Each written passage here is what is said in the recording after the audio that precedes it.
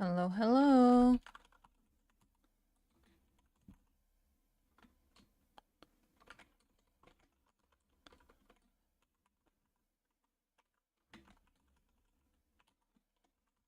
Alright, there we go. Sorry. I was updating the title. And also gotta enable sound. There we go. Alright, now we are all ready to go. So, today, as the title suggests, we are gonna be continuing the story. Probably should have caught up a while ago, but nonetheless, I am excited to see where the finale of this is gonna go. Let me in!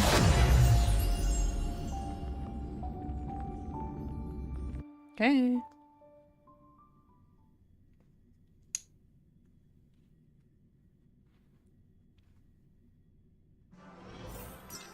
Alright.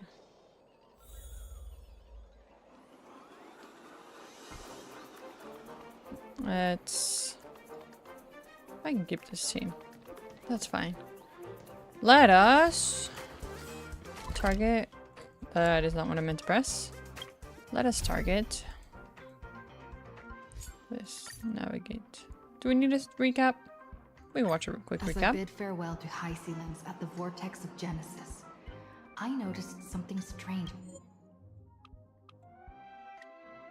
about the Time Core Flame, and was immediately dragged into the Memoria Tide of Oblivion by Evernight.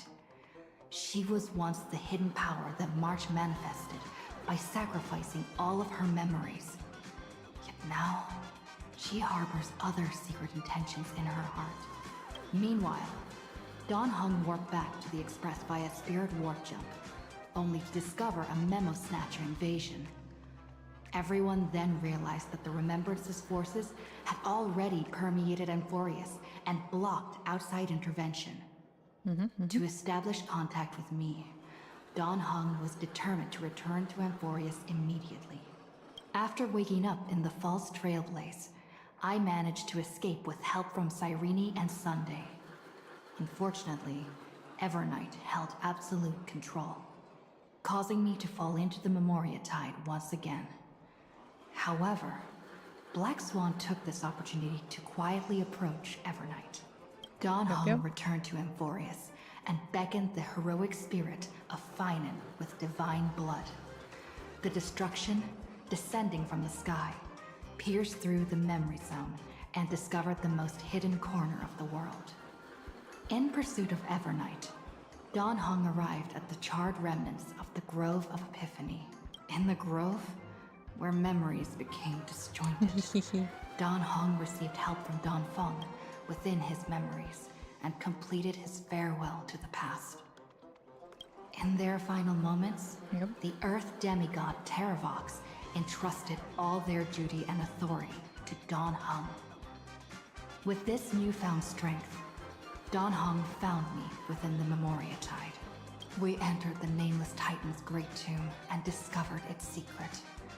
Across the 30 million cycles of eternal recurrence, every incarnation of Cyrene had come here, offering herself to the Remembrance. With Black Swan's help, we found Evernight in the depths of the Great Tomb.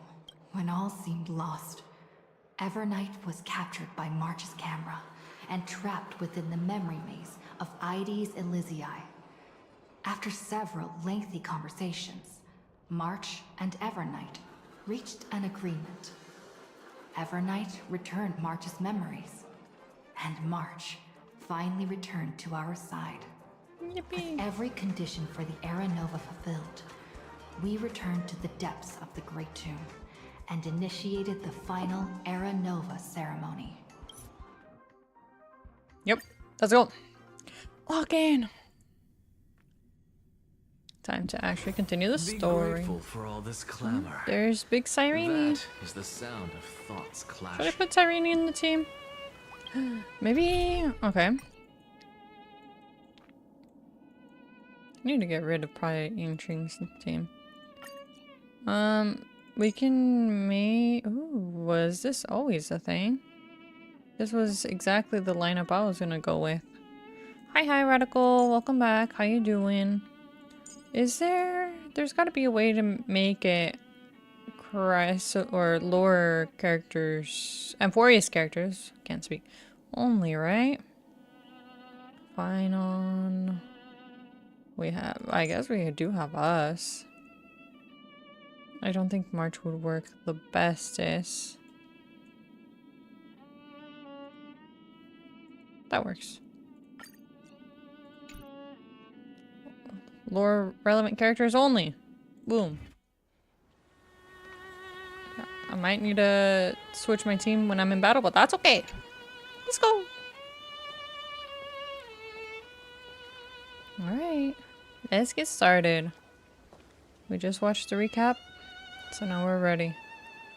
She looks beautiful. Oh, I forgot. I should have taken it off. I can't take these cutscenes seriously. This view hasn't changed at all, has it? The hometown in your memories never changes. But when you return to your senses, you realize that fate has already stolen the time away.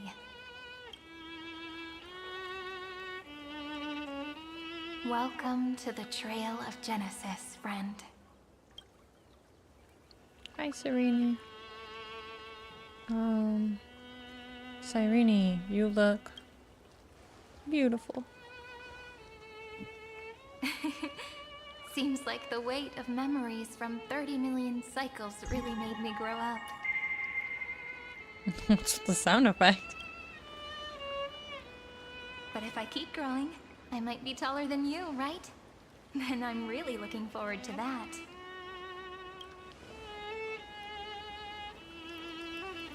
Before you arrived, I kept wondering, beyond the veil of Id Silicii, what kind of Amphoreus is being born? Yep, story time. I can see fragments of it when I close my eyes.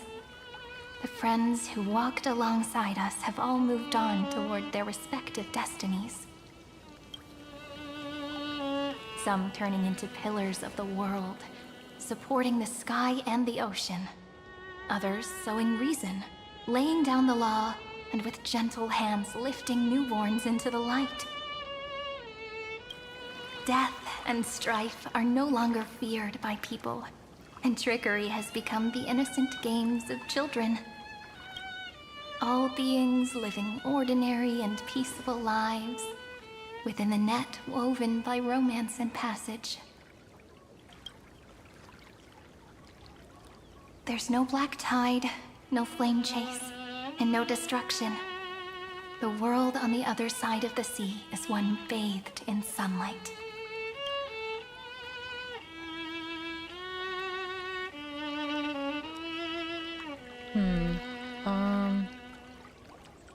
It's a world we must protect.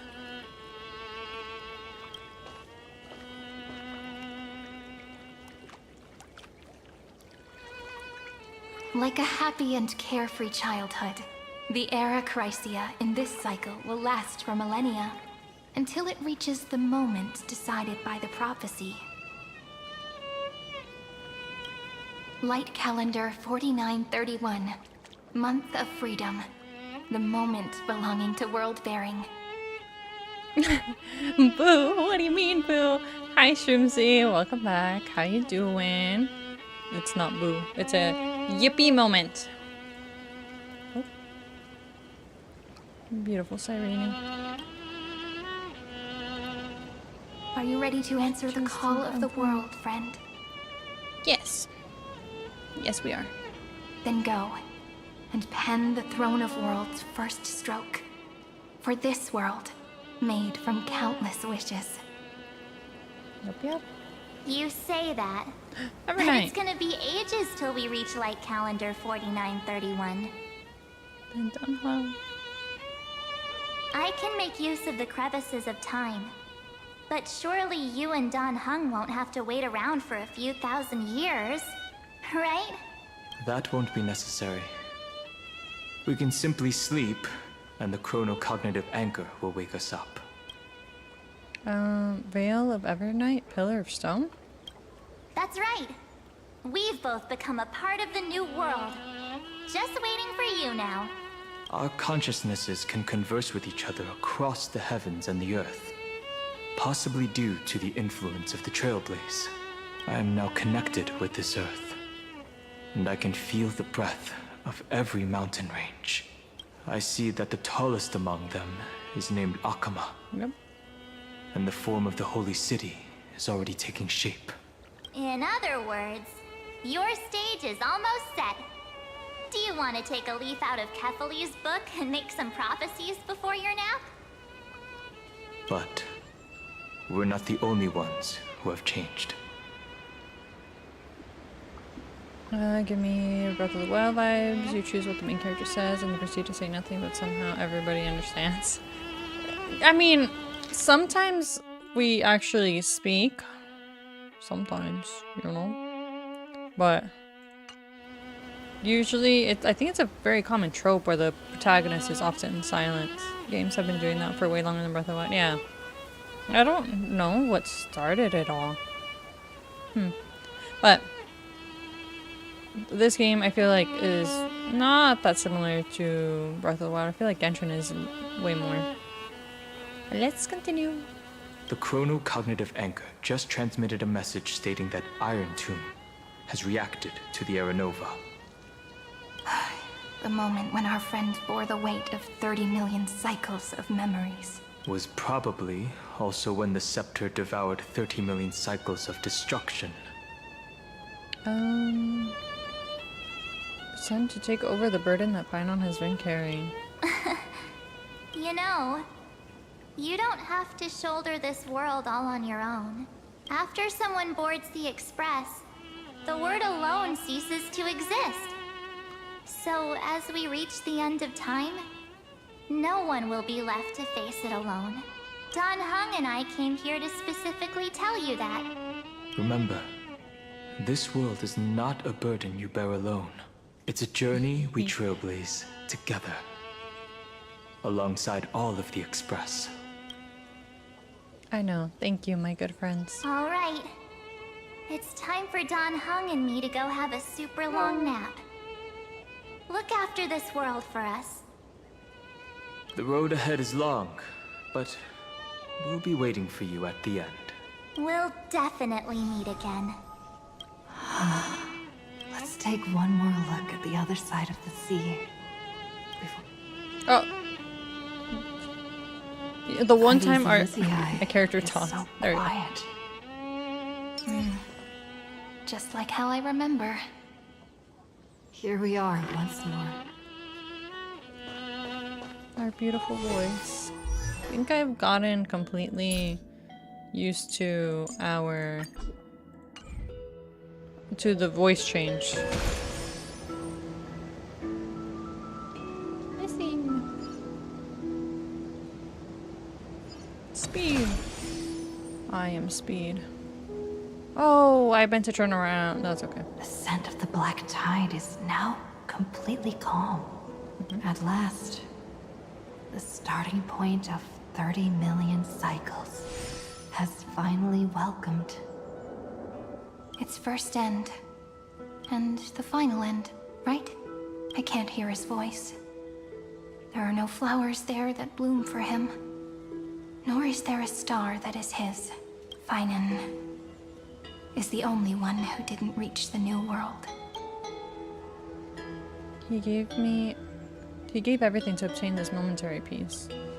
Look, the golden light that shone upon the grove still meanders between heaven and earth. Like the prophecies of Amphoreus, it has to be a sign he left behind. It points towards the destruction and the deepest night. Do you still remember what I asked you at this exact spot the last time we set off?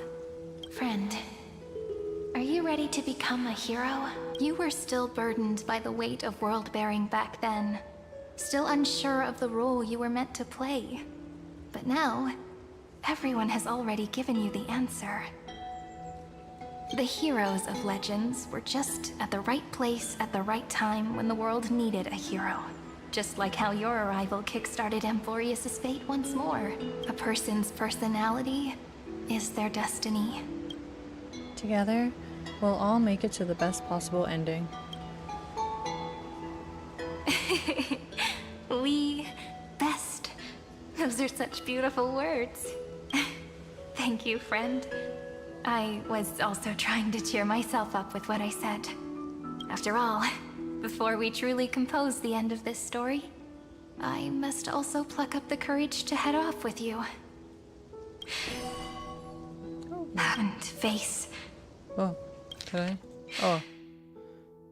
It was the sigh that I skipped. Whoops. A memory Too fast. that I have forgotten for too long. And have denied for too long.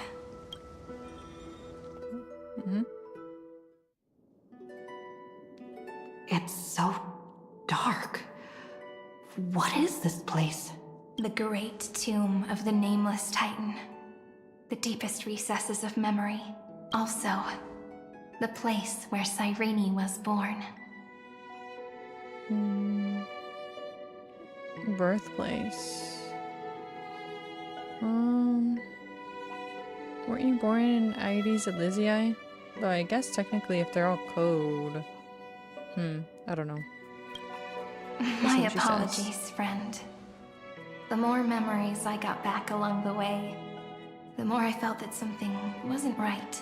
There's a sort of anxiety I can't get rid of. It's like when I was back in Aedes Elysiae, when the reflections in the water always made me wonder, which is the real me? The one reflected in the water, or the one standing on the shore? But I finally get it now. Look, friend. The words on that wall are the answer. 1, 2, 3, 4, 5, 6, 7. Do, re, mi, fa, sol, la, ti. That rhymeless tune is the lullaby of little fairies. As always, I'll read this book to you. That way it won't just be Cyrene's memories alone. I've always thought that I was the narrator of the Flame Chase journey. But as it turns out, the narrator is also the most devoted audience. What do you mean? At the moment of Era Nova, I was enveloped by the texture of memories. Within the glistening crystal, I saw countless Cyrenes, as well as countless versions of me. This is the final puzzle piece of the memories. So, my guess right now is that she was the way Cyrene was talking to. A prison born of the erudition. A grave annihilated in the destruction. That unknown solitary god. The 13th Titan who should not exist. The first new spore. The Demi-Urge is right here. Yippee. Oh, Hinako! This is great. The interrogation records have been submitted to the Marshal. According to the Ten Lords' decree, Jing Liu and Luocha shall continue to be detained in the Shuling. But you, Merlin's Claw, have been reluctant to end the transmission. Do you wish to reminisce with us? Or is there something else on your mind that you're just desperate to get out? You're quite calm, Jing Yuan. The Alliance only authorized the Law Food to be deployed for this Iron Tomb operation. They say the Seer Strategist's wisdom shines like a beacon. So why can't you see things clearly now? Look who's talking. I didn't vote against it, did I? Maybe someday we'll actually see Jingli and Luocha in game again. Yep. For now, we're gonna have to settle with them being mentioned. But they're in jail. When will they let them out? But Okay, let's with continue. enemies all around us, even a child knows the Marshal needs to keep a few Xianzhou ships in reserve. Just in case. Whoever volunteers first is the Marshal's pick. If you have to ask, I'd say this outcome plays right into Jing Yuan's hands. Like it or not, there's no way we're letting the Law Fu take the lead in this battle. Oh my, Merlin's Claw. Are you afraid the Law Fu might steal the Yao Qing's glory? This is no laughing matter. Between the Stellaron crisis and the war dance ceremony, though the chaos has settled, rumors and speculation are only growing by the day. With Elder Huaiyan around, those with ulterior motives won't be able to stir up any trouble. But once the Law Fu gets their hands on the golden blood, it'll be a whole different story. With the kind of person Jing Liu is, and her connection to you, I don't need to spell it out. There are countless ways this could be spun into something bigger. You're overthinking it, General Fei Shao. When I volunteered for this task, I never expected unanimous support from the Alliance anyway. The Law Fu will seize the Golden Blood and redeem itself. That'll be our first win. Then we'll leverage this Golden Blood in the negotiations. Our second win.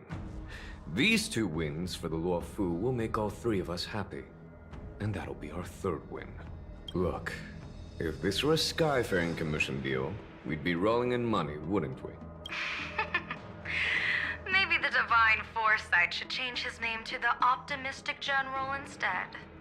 I haven't heard them in a while, and I don't think we know what they look like. I think. With the Decalite reflection barrier, the Yuchue must understand even more than the Law Fu how significant this battle is. Amphoreus' karma has vanished from the matrix of prescience. What omen does General Yao Guang see in this anomaly? In divination studies, we call this an empty fortune. It involves the eons and is thus beyond what mere mortals can comprehend. Your explanation isn't any clearer than Lady Fu's. Come on. How hard is it to understand the word uncertainty? For the Cobalt Head, the emergence of Iron Tomb is a calculated instant, but I don't believe they will just sit around waiting for death. And for the powers of the cosmos, this is their chance at survival, and the key to turning the tide of interstellar affairs. The Astral Express is leading the formation of an allied force, but I can see each faction has its own hidden agenda. There are even divisions within the Alliance, so it's not that hard to imagine how the other factions will react. Jing Yuan, I crossed paths with Selenova's Legion at the Battle of Sedunirama Star Cluster. Be extremely careful. The Ruined Legion's troops and weaponry are nothing to write home about. The IPC, even the denizens of Abundance, could take them on. However, while Void Rangers are just expendable pawns of the destruction, the real wild cards are... The Lord Ravagers. Indeed. Nanook's emanators are also their weapons to burn down the paths. I'm afraid conventional military tactics and strategies will be useless against them. Okay. My assessment is this. To completely take down a Ravager, we must disregard casualties and spare no cost. My only fear is one wrong move, and the Law Fu will fall into Fintilia's trap again, inching ever closer to destruction. Doubt is exactly the demon she wants to plant in our hearts. Do you still remember the beginning of the Alliance Oath? To save future generations from war and bloody dispute.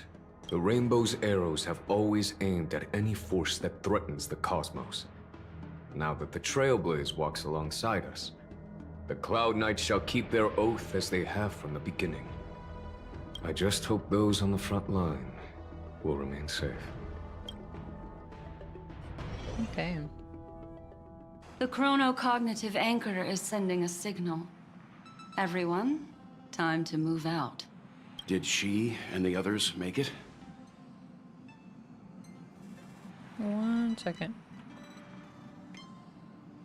Alright, all good. Let me Let's go over the continue. plan one more time just in case. You'll enter Amphoreus, reunite with your 3 separated companions, and try to locate Iron Tomb from within the world. Whoa. They're gonna go inside also? Who are you taking with you? The fate of the universe hangs in the balance. We can't afford any slip-ups. I suggest everyone, except Pom Pom, join the fight. We Oh. do need to be prepared for all possible contingencies. I have no objection to this. I'll do whatever I can.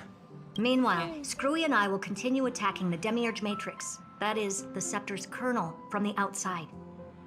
With our two-pronged attack, we'll turn this hunk of metal into scrap for sure. Now we just wait for those two to get back.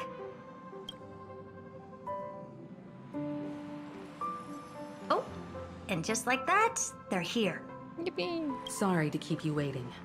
With Planet Screwlum's help, the formation of the Cosmic Alliance to counter Iron Tomb is progressing smoothly. The cosmos has set its sights on Amphoreus, and now it's just waiting for the first shot. Well then, let's not waste any more time, Fourth Mirror. It's my time to shine!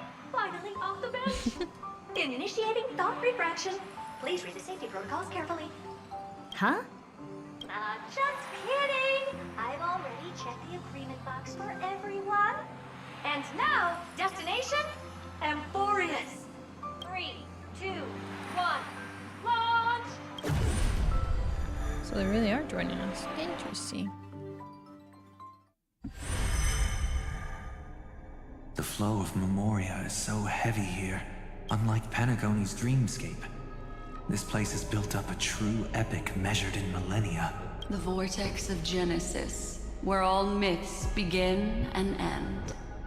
And in this new world created by the Nameless, the infinite cycles have been broken. Let's set up the Trailblaze beacon and establish contact with the outside world. I'll leave it to you then. It'd be better for me to not show myself in front of the Garden of Recollection.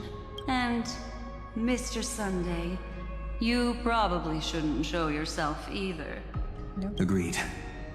He's a wanted man. The Astral Express So, has I landed. think. If you receive this message, please respond immediately. Over. This is the Cianjo Alliance. Communications normal. Interastral Peace Corporation. Communications normal. No response from the Galaxy Rangers. Not surprising. But I didn't expect the family to also stay silent at such a critical moment.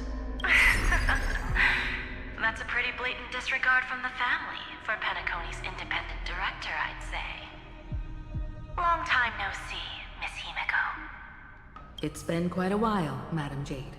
The significance of this battle rivals that of the campaign against Sulo. Only through victory can we disperse the shadow of Iron Tomb that looms over countless worlds. The 10 Stonehearts shall spare no effort for such a grand mission for the preservation. Madam Jade led the Intelligentsia Guild in conducting specialized research on Iron Tomb's past activities. Intelligentsia Guild, so Dr. Rachel might be involved as well. The bad news is, the collapse of the Erudition won't just affect inorganic beings. You mean Iron Tomb can infect organic life too? Well, the good news is, so far, its effects on organic life are under control. The infection progresses slowly, and the resulting neuropathy is non-fatal. In any case, the IPC can guarantee targeted vaccine coverage within 48 system hours in all star zones within the medical system. What about other star zones? At a time like this, are the followers of the Firmament Arbiters still trying to make a profit? I remember you, Master Diviner. Your performance during the Third Denizens of Abundance War was quite impressive. Please rest assured, all worlds can purchase vaccines from the IPC with a humanitarian discount. That's the current policy at the very least. But, if the Cianjo Alliance is willing to assist with the IPC's assets in Epsilon and other star systems, we'll have more cards to play when reiterating to the board the necessity of deep cooperation. It makes sense, since Interracial Peace Entertainment's headquarters is in Epsilon. But why are all the other worlds on the list? Places that the Elation has visited? Think of it as a long-term investment. Please understand that everyone at Pierpoint is swamped with Iron Tomb work, especially the marketing development department. At this rate, even the 10 Stonehearts can only do so much. Having some assistance from the Alliance would surely benefit the entire cosmos. Wouldn't you agree? As an old Cianjo saying goes, those who succeed should help all under heaven. Your proposal must be decided on by the 7 Arbiter Generals. I'm just here to relay the message. In times of crisis, the Luofu will not hesitate to help those in need. However, the prerequisite is that the IPC must unconditionally assist the Alliance with emergency rescue operations in the disaster area. Of course. In the name of preservation, all for the Amber Lord. Thank you all for your selfless dedication. Alright. So there's 2 people that never answered. It's clear that each party still has qualms about everything. The clash between destruction and erudition isn't just about the fate of the cosmos. It's a moment for all factions to reshuffle their cards. You can never be too careful when battling a Lord Ravager.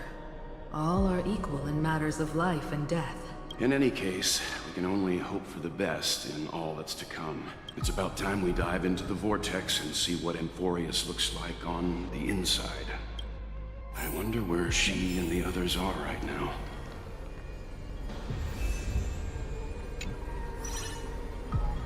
The chronocognitive anchor receives a contact request. You try to Hello? respond. How's the signal? Can you hear us? Bronya! Ah, we're thrilled. Pass. I can see the video feed. Everything's working perfectly. Miss Bronya? Miss Serval? What a surprise. It's been a while. We've already heard from Miss Topaz about the Iron Tomb operation. She made a special trip to deliver the vaccine to Belobog. I can't believe the Express crew is at the eye of that storm. Is everything going smoothly? Don't worry, we're still following the plan step by step. How's the situation in Belobog? Eurillo 6 is located on the outskirts of the preservation barricade. While it won't bear the brunt of the first wave, there's still a risk from the aftershocks. That kid Japard and Pela are busy organizing the Silvermane guards, having them consolidate their lines and dig trenches. Zila and Lynx just got back from the Geomarrow vein production chain. Hey, do you want to say something to them? That would be unnecessary. It'll only shake their morale. Just tell them to stay safe. Miss Bronya, I'm afraid this disaster will be far more terrible than you can imagine. Please, be sure to follow Miss Topaz's instructions. Of course. We have resealed most of the engine of creation beneath the ice to prevent the will of the preservation from becoming an accomplice to the destruction. And make thorough preparations. Don't worry, Miss Himiko. Belobog is far more resilient than we imagined. We really wish we could help, but Eurillo 6 has only just woken up from its hibernation. The Astral Express, standing at the forefront of disaster, is the hope for many ordinary civilizations across the universe. In the face of a massive catastrophe like this one, relatively smaller civilizations have never had many options. But that's exactly why we have a resolve that's second to none. If anything goes wrong... Miss Topaz, I hope you can help out and rescue the affected citizens. No problem. Also, didn't the Xianzhou sign a friendship agreement with Eurillo 6 earlier? They won't stand by idly either. I appreciate your kindness, everyone. But Eurillo 6 is our home. We will defend it to our last breath until the last Belabogian falls. Miss Bronya. May all civilizations that have made it this far on their own strength weather this crisis together. Yep. Alright. Next phone call. You activate the chronocognitive anchor. To contact the Xianzhou Alliance representative. Which one? Good news, Miss Himiko. The 7 Arbiter Generals have reconsidered the current situation, and I'm here to relay their message. Officially, the Alliance's combat forces will still be limited to the Luofu, but the Yaoqing has also been deployed in the surrounding war zone as a contingency. Words cannot express our gratitude. Getting the Hunt to agree on sending troops must have taken quite some effort from General Jing Yuan. The Luofu already considers the Express an important ally.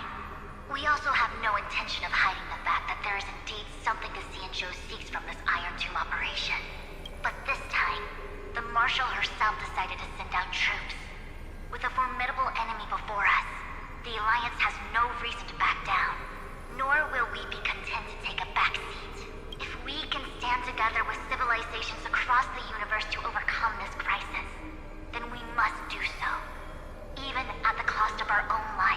The Alliance truly embodies the principle of righteousness. It's fortunate that the cosmos has great heroes like you. You're too kind. As for that Jade Abacus of Allying Oath, you can save it for when you're in more dire need. So we don't have to use it. Yippee!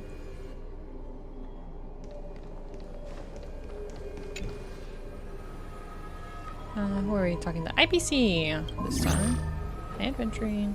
I regret to inform you, Miss Himiko, that even the Strategic Investment Department is constrained when it comes to the Iron Tomb issue. And it would be difficult to meet the expectations of the Astral Express. However, Madam Jade instructed us to look after our nameless friends as much as possible. So let me offer you all a small suggestion, just from my personal perspective. Other departments at the IPC might also take this opportunity to extend an olive branch to you when that time comes. I hope the Astral Express will remember that the 10 Stonehearts were willing to stand with the Trailblaze, even though we were in a difficult position. And more importantly, we were the only ones willing to do so. Sounds like a threat, doesn't it? But trust me, every word comes straight from the heart. Has the internal conflict within the IPC really gotten this bad? Everyone knows about the bad blood between Diamond and Oswaldo. At least until now, they've had an uneasy truce. Until the Lord Ravager Archforger caught the board's attention. I'll leave it at that, as it's confidential information. Hope you can understand. I understand. Our immediate priority is to address the Iron Tomb crisis. Let's hope for success from the start. This might help ease everyone's pressing concerns.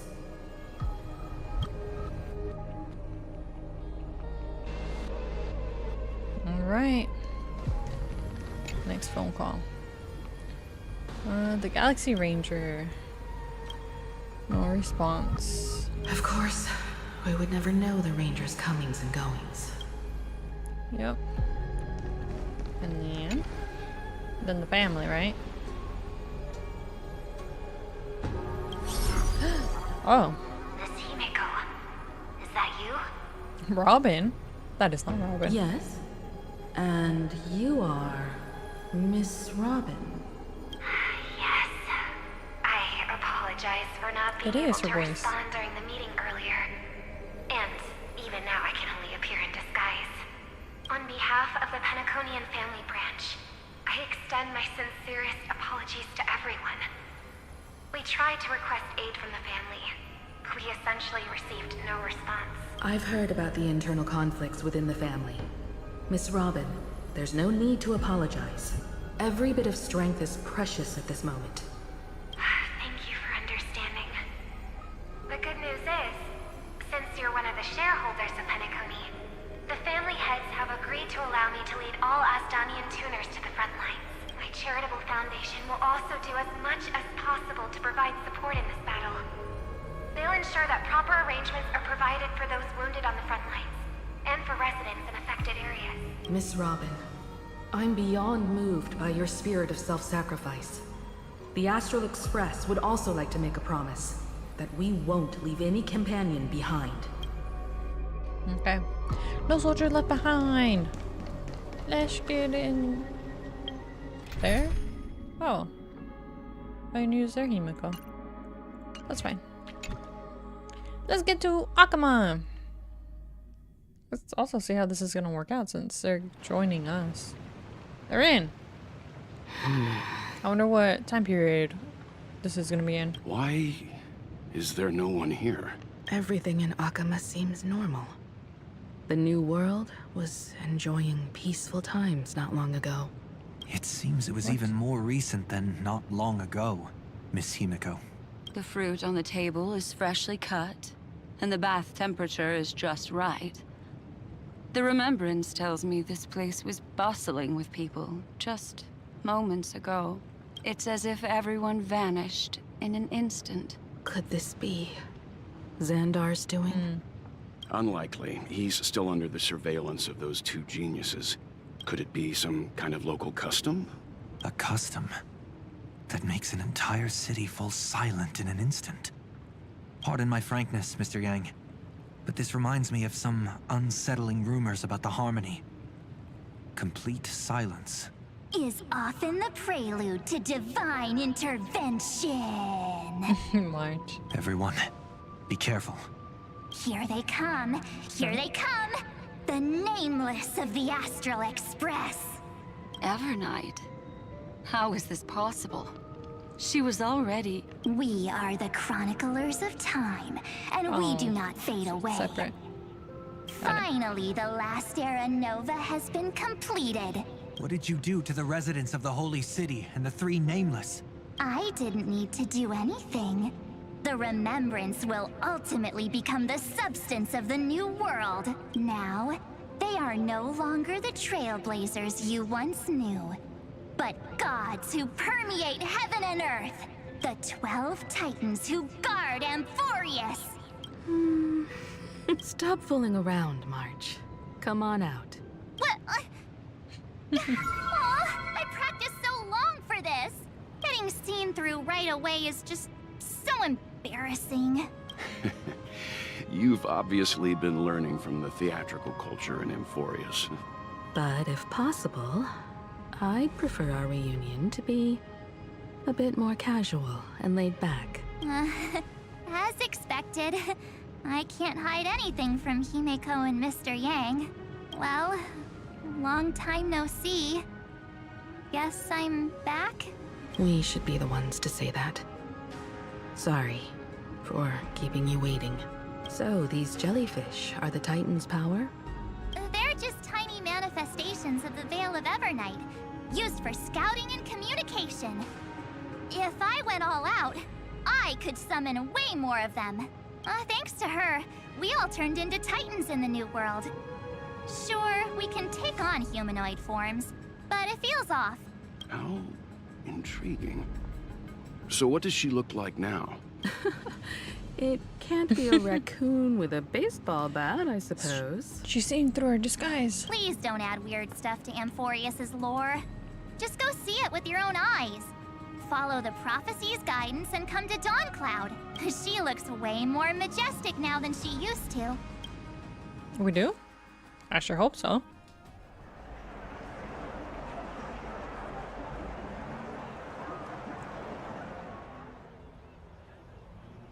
Okay. Unbelievable.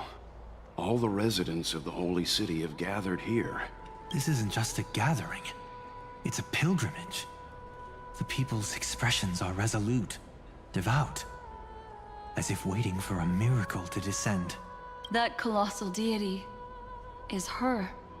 She has become the pillar of the world. Oh yeah, because we became the world. I mean, the deliverer. Surprisingly authentic. Being this serious is quite unlike her usual style. Those people didn't disappear. Instead, they've answered the call of the prophecy and come to witness her awakening. Our good buddy now bears the weight of the entire world, and every breath they take is intertwined with Amphoreus' destiny. Awakening? Has she fallen into slumber? Yeah. After all, with such a huge time dilation between inside and outside the scepter, this was the only way we could wait for everyone. Time watches over yesterday. Earth guards today. And when the Trailblaze steps into Amphoreus once more, the slumbering deliverer shall awaken, and then bring the prophecy of tomorrow to this world. Come on, everyone. Let's get closer to her. Watch how the world-bearing prophecy changes this world. Okay. Well, it seems the kids are already miles ahead of us at this stop. All the more reason we can't afford to slow down our pace. Let's go witness this moment for ourselves. Majestic. Speaking of which, I once caught a glimpse in Sleepyhead's memory of her transformed into a towering Tathalog. Could it be? No way. That was just a nice dreamscape. Ugh, at least nice for her. They are the throne of worlds who bears the weight of this world. Perhaps they could guide a traveler still wandering among the stars. Hey, since when did you get all pious. Her advice sounds pretty silly sometimes, you know. The so-called fool and the world are merely a step apart. Teaching us to find erudition amidst Here we are. Time to awaken. Wakey, wakey. Citizens, behold! Our last Titan, the world-bearing deliverer, is about to awaken! And we're less Oh, awake. ancient god! Your loyal subjects, bewildered followers, and fearless comrades in arms have all knelt before your throne.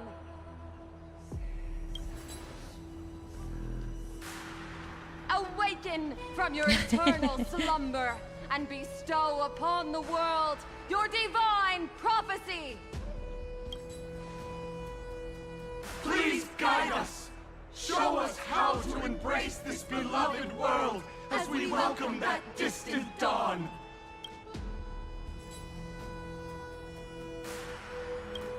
To walk the path of a mortal as a god, or to bear a divine burden as a mortal.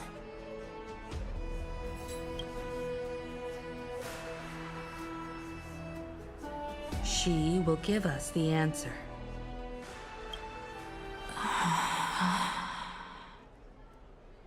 But I am not the deliverer.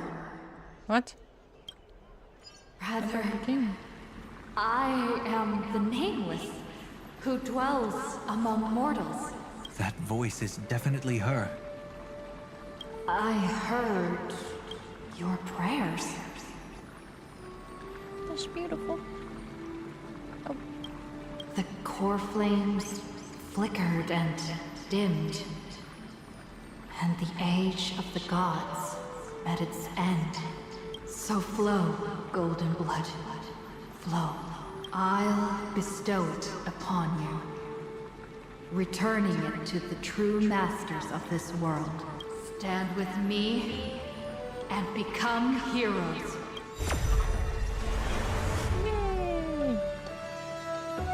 Is this? Yes. It's the miracle she brought to Amphoreus. Of course, it would manifest in the form of the Trailblaze. Golden blood, raining down like a storm!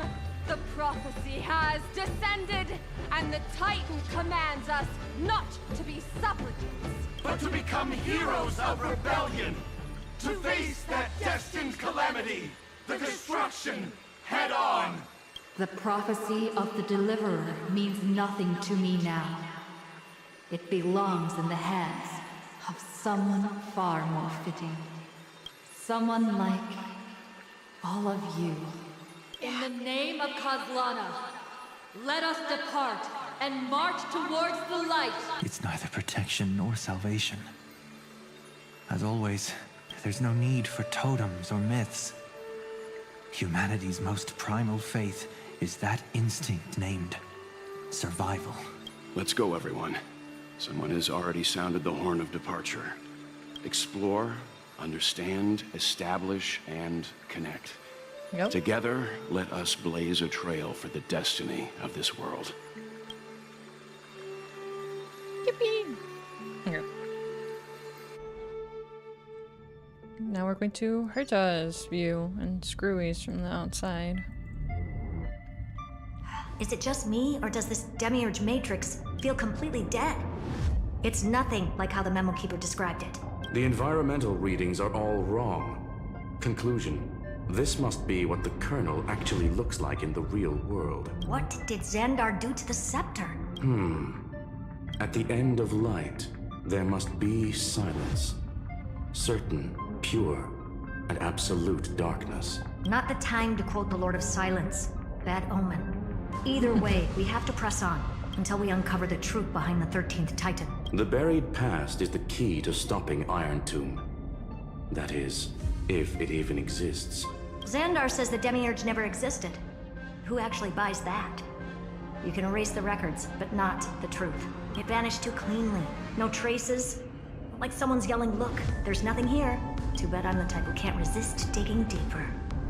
Looks like I'll be counting on you again, Screwy. Let's tear the system inside out. Music's so good. Always happy to help. But as your academic partner, I have to ask, Herta, what if we fail? They won't fail. Let's say the Demiurge really doesn't exist. Do you have a backup plan? A backup plan? Of course. If we can't find the key, we turn the lock into the key. That plan's cost is incalculable. It shouldn't even be on the table. Huh? Then let's hope we never have to use it. There's no point worrying about the end just yet. One step at a time. Let's go. We don't want to leave the others waiting. You brought what I asked for, right? A butterfly has to land on the branch before it can dance. We'll need a wide open platform before her entrance. Should I put her in the team? I'll put her in the team. Man. Oh, so we gotta go this way. Bam! Take a look. This is pure genius in action. A will of men. Alright. Free chest. Just use that thing over there, Zag.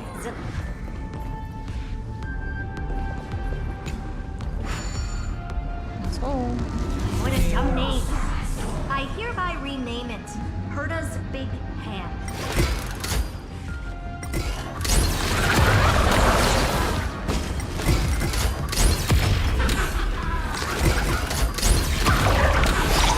Okay. Let's put that down. Disengage. And a free chest. I was just about to get out. Just about to get out. I was only a second away from leaving this place, but it suddenly stopped working. Can someone plug this fan's power cable back in?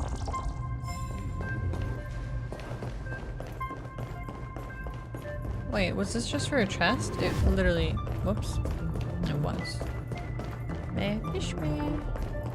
Oh, there's more. Oh! You know?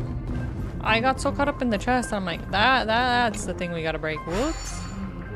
Alright, this time for realsies. Oops. Okay, we can do this. Move. Hand is what I call power. Still not done? Awesome. Time for your precious treasure to make its debut. Nope. We did it! Just give me a second. Target initialized.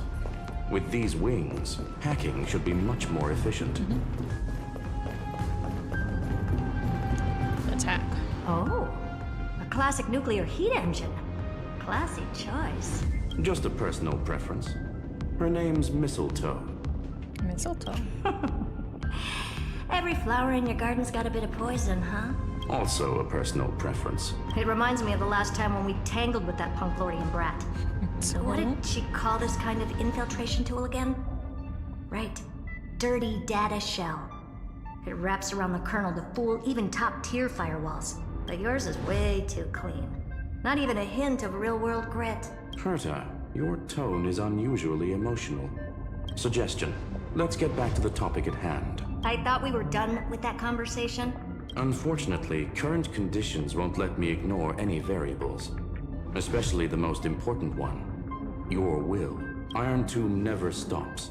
It is evolving faster than any of our worst projections. Every instant in the Eon's calculation is like a sword hanging over the cosmos. Every move humanity makes could speed up its arrival. Which is exactly why we can't mess this up. And now, Droidhead wants to hand down judgment to the poor cosmos again. Border Star Trade War, Emperor's War, Rupert's death. Every time their instant arrived, it meant another bloodbath for humanity. But in this ultimate battle of erudition, you and I are supposed to be players, not pawns. If you choose to burn yourself out as a resource, then everything we've worked for means nothing. Herta, the cosmos won't just stand by and let a genius throw their life away. And neither will I. I must protect her to keep No her need to safe. kill the mood. This is why we're here, isn't it? We need to find the Demiurge and that lost key. I'm not here to be a deliverer. I just want to beat Xandar and Droidhead. Right now, I just need to know. Are you with me? I'm with you. Of course. Time to board. After you. What a gentleman. Let's tidy this place up and see what this demiurge really is.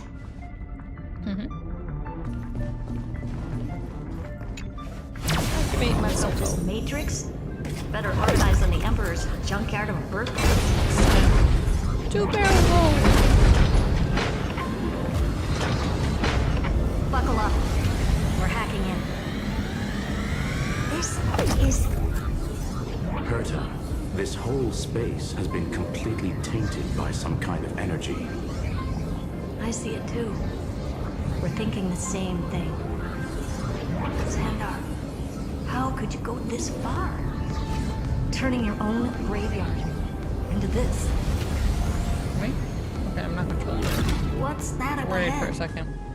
Katorzane algebraic expressions. It's built for isolation, not defense.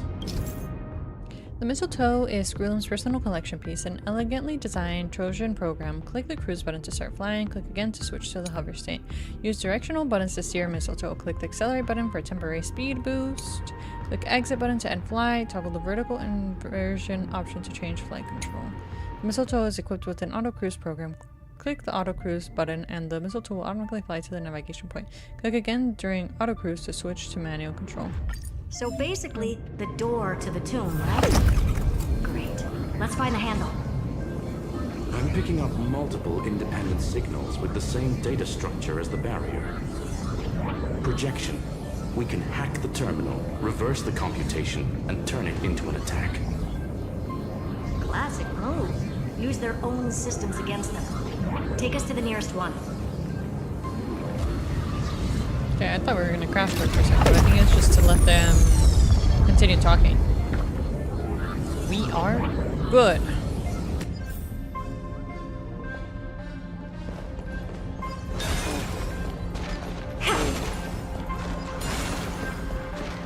Alright.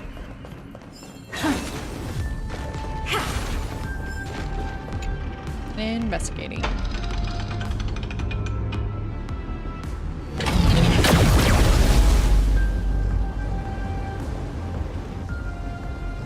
Almost no response. Just as I feared. Not promising. The output is barely a third of what we need. Logic says we'll need multiple terminals to coordinate the strike. Locking onto the next one now. Find anything else? Regarding the origin of these ruins, no logs found yet. Xander erased all records. But I did find some interesting scars in the circuit. High energy radiation. Internal imaginary energy contamination. From what I know, there's only one thing that fits. Skip the science talk, Screwy. That thing only goes by one name, Stellaron. Exactly. Xander blew one up just to clean the entire scepter system. So that's what he meant by killed that Titan with my own hands. He wanted to turn the neuron of the erudition into a relay for the destruction. That meant getting rid of all of it, at all costs. The life form known as the Demiurge was the original target of the Scepter's extrapolation. It makes sense. Evernight calling it the first new spore confirms this viewpoint. The prime mover of life. That's what Scepter Delta ME-13 was originally tasked with. Even after it got scrapped, the query kept running. Yet the true value lies in the process of solving it, not the answer itself. Then, does this mean finding the Demiurge is hopeless? No, I'd say exactly the opposite. It means Xandar had no control. He couldn't contain the Demiurge just like he couldn't handle Droidhead. So he tried to erase every trace. But he failed. It still left a mark. By the way, if there's another Stellaron in Amphoreus, why hasn't that little one reacted to it at all? You said the Demiurge left a trace, right? During flight, you can open the map to check your waypoints. Select the waypoint icon and click Start Cruise, and the missile to automatically fly to and land to selected Yeah, point. but not in the real world. Remember the great tomb of the Nameless Titan?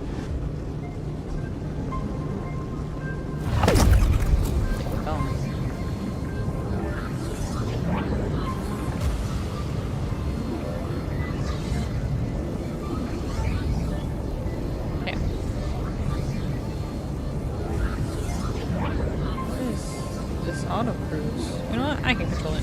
Trust. Watch this.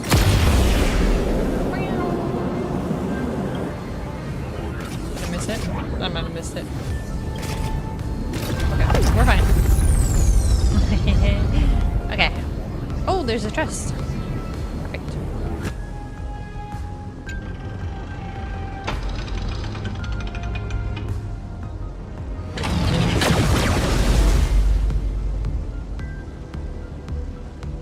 Trailblaze Archive 466. The data from Affiliate 093 clearly indicates that the Demiurge did in fact enter Amphoreus' extrapolation. Inside that world, it was the 13th, forgotten Titan. The one who listened to 30 million cycles of Cyrene's memory. But Evernight said the opposite. She believed that tomb was empty from the start. The Nameless Titan never existed. The so-called listener was just a trap set by the Remembrance to steal the scepter. A mimetic entity full of theatrics. How much of what she's saying is true? Would an Eon really speak in circles like this? I doubt it. The Remembrance's behavior is certainly odd, but her assessment aligns with our current reality. Since we entered the Matrix, we haven't found a single clue pointing to the Demiurge. And that's the key, Screwy. Xandar's actions prove the Demiurge exists. But what Evernight said, and what we've actually seen all point to the opposite, so we have to assume that both are true. And if that's the case, then the contradiction leads us to... the truth. Exactly. One last terminal. One final key. Time to crack open the kernel. Xandar had to lie to the original Finan and Cyrene. Logic. He had already identified the Remembrance as a threat, yet found no viable way. Alright. Let's finish this. Time to break through that barrier. Get right.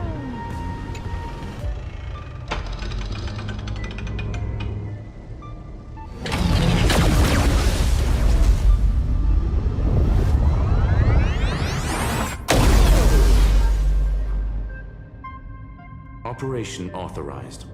Path energy readings. The erudition, declining. The destruction, surging. The remembrance, 0. What's going on? Cause, unknown. They left no discernible trace within the real Matrix. That shouldn't be possible. Could it be that the Era Nova exhausted all of the Remembrance's texture? Log it for now. The dots still aren't connecting. Or the mistletoe and continue the climb. Oh, I didn't even notice that. Alright.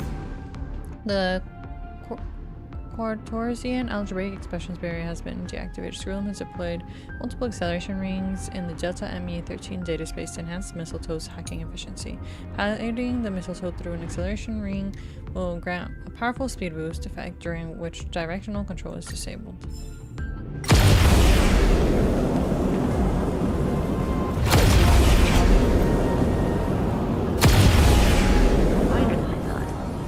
I was expecting a full-on aerial brawl. It's advised to remain vigilant. The destruction's levels are still rising. Do a barrel roll. What's the matter? Interesting. I just picked up a signal from the exomyth. You made it.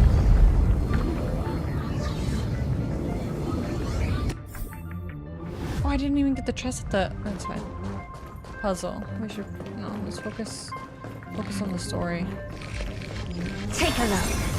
This is your genius in action. This repulsive force is unlike anything I've felt before. Is this the place? Yep. Correct. Judging by its defensive properties, this is the entrance to the exomyth. Didn't expect that. Who builds a lab in the middle of... Then again... Rubble. Whoops. Never doubt a dead man's resolve. So how's our dearly departed doing? He severed part of his neural pathways to break free from Lord Anaxagoras' control. But he's still not free, right? But that also triggered the failsafe I set. Conclusion. Xander has lost all combat functionality and is no longer capable of action. So now he's a specter. Literally. Screwy, can you open a path? Just to be sure, I want to see this for myself. Might as well drop in and say hi to the real him. Logic.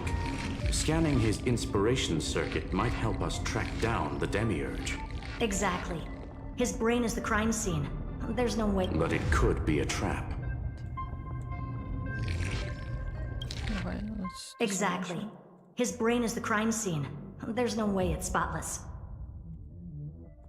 It could be a trap. That's why you're here.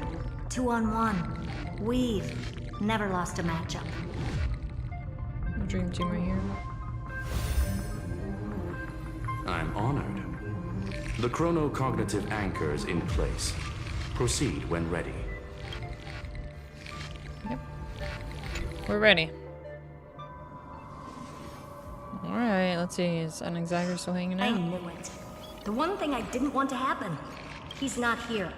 The coordinates are accurate. Xander is still here. However, his position is shifting rapidly and chaotically. This pattern doesn't match any known shielding technology. It's his domain. Stay alert. His domain. Cheap trick. We're back. I skipped his voice line. No! Okay. Reverse engineering complete. The results are not what I expected. Logs show Lycurgus revoked administrator access. The chronocognitive anchor can't get a fix because at the system level, Lygus no longer exists. Our navigation target is a null set. So he's stopped resisting? Before vanishing, it seems he left one last message for us. To those who follow, all is proven. Find me beneath the tombstone. Melodramatic. He was expecting us. And once he learned of the Great Tomb's existence, he initiated his own search for the Demiurge. Guess he wants a final showdown. Fine. Let the old Intellitron dig his own grave. Just like he wants. To be in the purest light is to be in the purest dark. Nothing exists there. The Scepter's main frame. Or maybe we should now call it the Lord Ravager's placenta. Unfortunately, we still haven't found anything. Really? I don't think so. Not finding anything is our biggest find. Please elaborate. If the Demiurge was destroyed, there'd be at least some bits of it left. I don't buy that a Stellaron could have blasted all the traces away as cleanly as a scalpel. As I said before, its disappearance is too clean. If the garden hadn't stirred the pot, no one would even know about the Demiurge's existence. We're talking about the Scepter's original extrapolation goal. There's no way that nothing of it was left behind. Or we can look at it from another perspective. If you were Xandar, would you be this obsessed with a concept that poses no threat? Would you guard against it at every turn? There is the possibility that he's naturally meticulous and hates variables. That does track with the impression he gave about himself. But Xandar shut that theory down himself just now. Choosing to act, even if it'll cost him dearly. We know that feeling well. The unknown is right in front of us. So we only have one choice. Solve it. You sound pretty convinced. Surely you already have a theory. Care to share? Of course. Though I don't have hard proof, I'm almost certain that the Demiurge has been in everyone's plain sight all this time. Yet they were mistaken for someone else. That'd make the most sense. Why was the room empty? Because the person locked in there had run away ages ago. But they were weak and small and had no presence whatsoever. Even the old Intellitron didn't notice them. Which also means there's a high chance that their powers are minuscule and cannot alter the outcome of the battle at all. Well, at least Xandar is scared of them. Come on, it's time to confront him. Let's go to the tombstone he talked about. Let's go! Field trip to the tombstone. Total devastation. He sought to bury the truth beneath absolute destruction. Logically sound, but... Slim chances. Doesn't mean no chances. I've hunted down a single grain of sand in the universe before. This won't stop me. Calculation results. Your backup plan has a success rate infinitesimally close to 0. Which means it could work, no? Oh my god. This is the place below the tombstone. Let's open Lygus' coffin like he wanted. Your chances are close to 0. Oh, so there's a chance. She's so silly. Looks like you were right.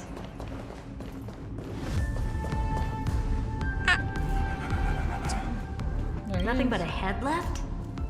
Well, who would have thought you'd look this bad in real life? My elated greetings. Welcome, you two.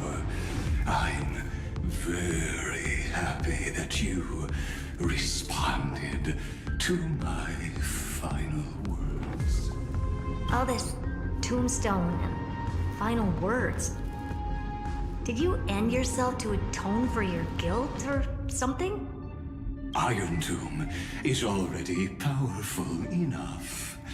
I just need to wait. I remain here only to share the joy of discovery, and also to congratulate you two on reaching the same conclusion as me. The conclusion regarding the truth of Amphoreus' heart. End this charade already. That Amphoreus' heart you're talking about is just a missing demiurge. And its corresponding vessel was this very scepter. You interfered with the experiment and made Amphoreus' body into a hollow shell, all to incubate Iron Tomb within. That's why you either killed or kicked out all of the Memo Snatchers. You wanted to eliminate any chance of a consciousness coming into being, no matter the cost. Even the strongest wall can fall to a single crack. The memory of betrayal has been etched into my heart, and I will never show mercy. Now, the perfect vessel has already fused with Amphoreus' body. Unfortunately for you, the answer is all but revealed regarding who the Demiurge is. Then let us share the joy of discovering the truth. The last secret of the saga will finally dissipate here as we reveal the truth behind Filius 093's disappearance. A lie by the remembrance.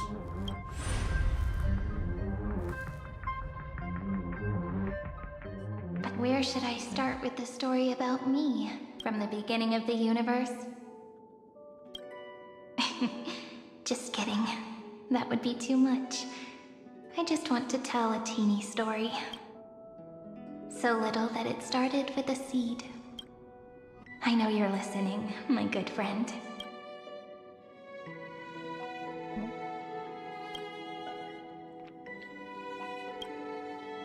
The god in my dream told me that the world sprouted from a seed. It grew into a great tree named Amphoreus, and time became its branches and leaves, basking in the light. What a coincidence. Dappled light coming through the leaves is my first memory as well. On a very ordinary early morning, beneath the village's biggest tree, the daughter of Ide Silicii quietly came into this world. What a moving opening. A loud cry was the first gift the child gave to the world. The prophecies fulfilled, the villagers say. This child is a gift from the Titans. Pink hair and sharp ears. She was born to be the priest of time. The Titans also gave their blessings. You shall fade when the flowers bloom, for every ending begets a beginning. Flowers will bloom and wilt. What a beautiful ending. This page concluded in laughter. Cry loud, child. Let your voice reach Orynyx.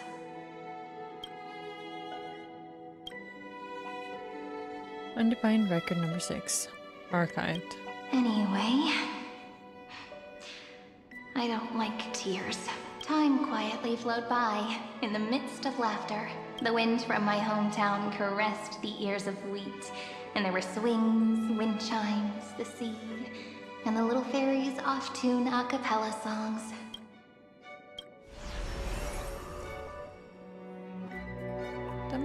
But the name Ide Silicii came from the unpleasant sorrows of the gods.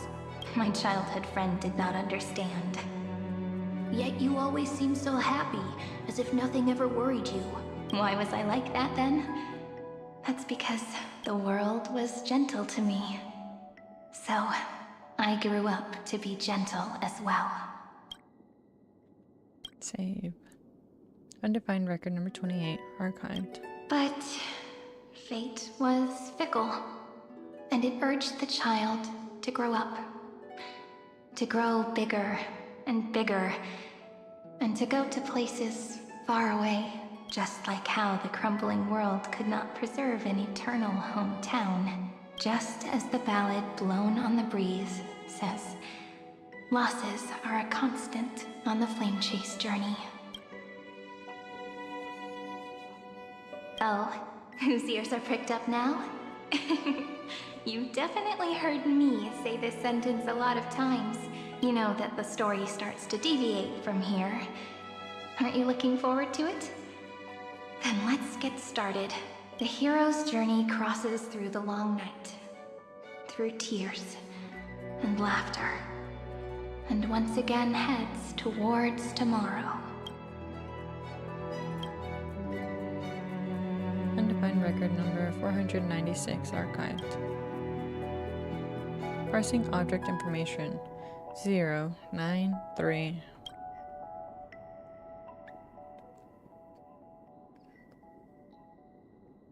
Save. Correction. Philia 093's record number 496. Archived. Ooh, that's beautiful. System running. Delta ME13 Amphoreus IronTomb.exe runtime error. Program from an unknown publisher. Delta ME13 Demiurge Philia 093.exe. Allow write access. Allow. Running Philia 093.exe.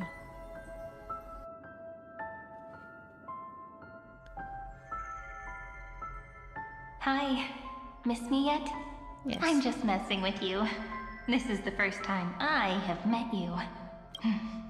And it looks like it'll also be the last. Philia 093. Since we don't have all day, let's get started, shall we? As always, I'll read this book to you. That way it won't just be Cyrene's memories alone. Where should I start this time? Let me see. Formatting complete. 093. Size. Grayscale. Proportions. Threshold. Outputting analysis result.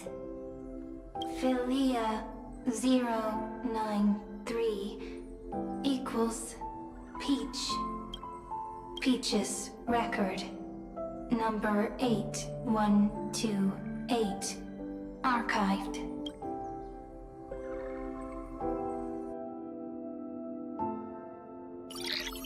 System running. Delta ME13 Amphoreus Irontomb.exe runtime error. An unhandled exception occurred. 1 out of 3. Object name, every page of record. Click excerpt to ignore the error and continue. Click details to view the full log. Details. Running Philia 093.exe. Let's see. Look, what a magnificent sight. Comment. Peach. Even this classical world contains a futuristic palace like this. Would ID Silicii end up looking like this after a few thousand years? Conclusion. It won't. I want to share a story with you this time. I saw a little nymph on my way here. It was on a fallen wheat stalk, and it glowed under the sunlight. It was incredible. I forgot all my pains at that moment and just stared at it in a trance. Record. Peach is on the ground. I wonder, did every Cyrene in the past feel that the nymph was beautiful? Would they also have recorded that scene into the Eternal Saga? So, could you give me more time, please? I want to leave behind more memories for the future. Formatting complete. Bye, Peach. No. Save.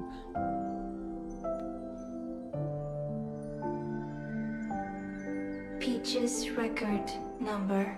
As long as I record every page of this story and tell it to you, Amphoreus won't be forgotten. Query. Record. Electrical signal sequence. Not like Almost 600. Track. Strife. Related to stripe. Comment. Pretty. Electrical signal sequence. Schema 720. Track. Reason. Related to reason. Comment. Yummy.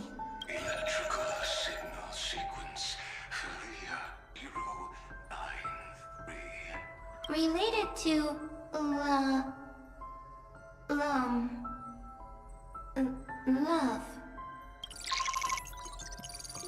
Comment.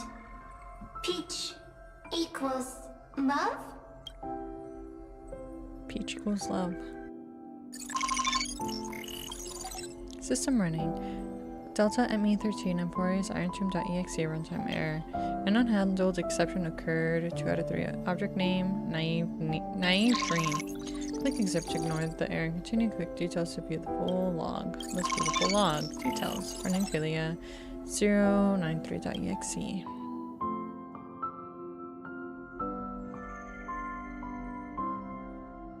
Looks like it's time to say goodbye again. Bye, Peach.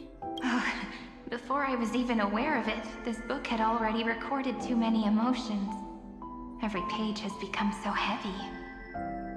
Conclusion. Books are meant to be light, not heavy. I've started to feel uneasy whenever I take it into my hands. Peach, uneasy?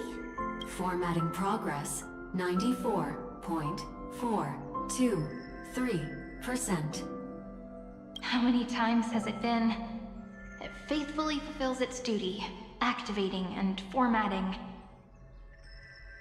Conclusion. Progress. Bad. If I can only write the same ending every time I lift my pen, then is this weighty saga just an overly naive dream? Peach, scared. Formatting progress 96.024%. Peach, don't cry. Process error. Analyzing. Process error. Comment. I'm here. Process error. Analyzing. Really? Are you encouraging me? Peach. Happy. Thank you. I'm sorry for making you see this embarrassing side of me. Everyone's still working so hard. If I'm the only one who's crying, that wouldn't be romantic at all, would it? Record. Peach doesn't like tears. I'm suddenly reminded of my childhood for some reason. When I was hiding alone next to the tree hollow and wiping my tears away, a little fairy popped out, just like how you did. It had long ears and fluffy paws, and it pulled me into the tree hollow, where, to my surprise, was a forest. Let me tell you the story of the Membrance Maze. A group of cute little friends live in Ide Silicii's forests. Their names can be connected into a song. 1, 2, 3, 4, 5, 6, 7. Do, re, mi, fa, sol, la, ti. Formatting complete. Bye, Peach. Note. Little Peach, crying alone. Little fairies, friends. Save. Learn.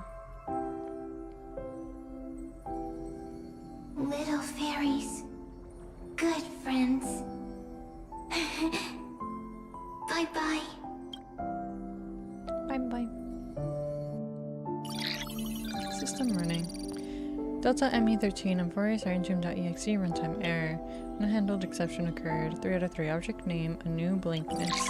Click excerpt to ignore the error and continue. Click details to view the full log. Running failure 093.exe.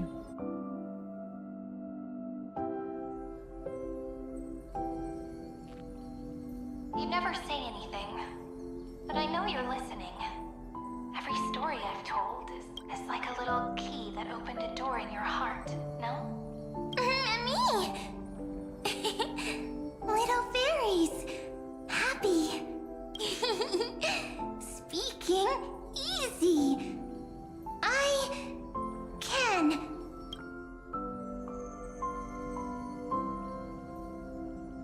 Once again, the saga comes to an end. Everything is deathly silent, just like this very moment. Shh. You speak! I listen. This time, too. Sitting together. Now that I look back, there was a period when I got really sentimental. Sentimental. Stories have sentiments.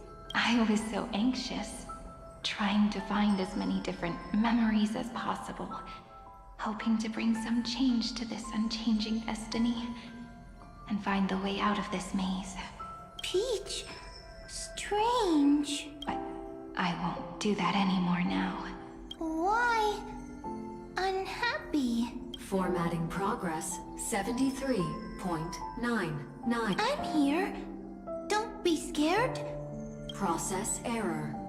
Analyzing. Won't allow it to interrupt you. Always sitting together. No need to feel sorry for me, good friend.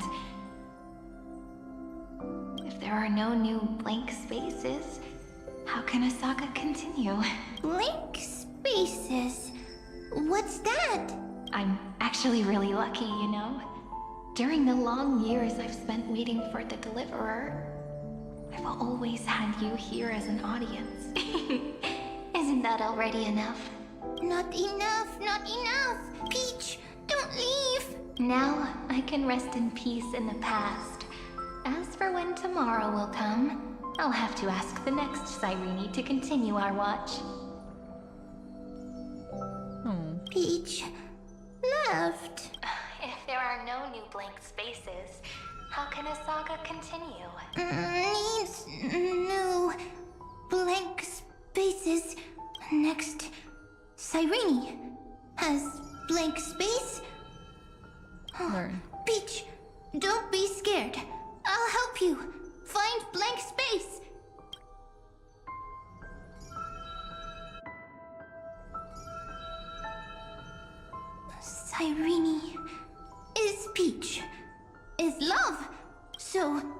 First there is love. Then there is Cyrene. Then there is blank space. Query, love. The developmental trends of the erudition have nothing to do with creating a consciousness. Those underlying principles are, in fact, contradictory. Not having a consciousness means not having the foundations of a heart, making them unable to obtain real emotions. Consciousness? Emotions? Feel sad. Oh, don't understand. That's the butt of memory right now. All these calculations trying to understand. Query, Cyrene? What could be behind this door? Glittering crystals? Or a beautiful world I've never seen before? Hi Adrian, welcome back. I am doing pretty good. Trying to finally catch up to this Trailblaze quest. Spoilers, yeah. Cover your ears, eyes, everything. But yeah, doing the, what is it, 3.7 Trailblaze quest. How are you doing? Ah, okay. No problem. Good luck with whatever you do. Take lots of care. And I will be continuing in a few seconds. There we go. Let's keep going. If I tell you all the stories of tomorrow, will I be able to finally welcome the Deliverer and Amphoreus' dawn in the next life? Key, door, story, happy, Peach, Cyrene, little fairy, Mike, yes, right, query, memory.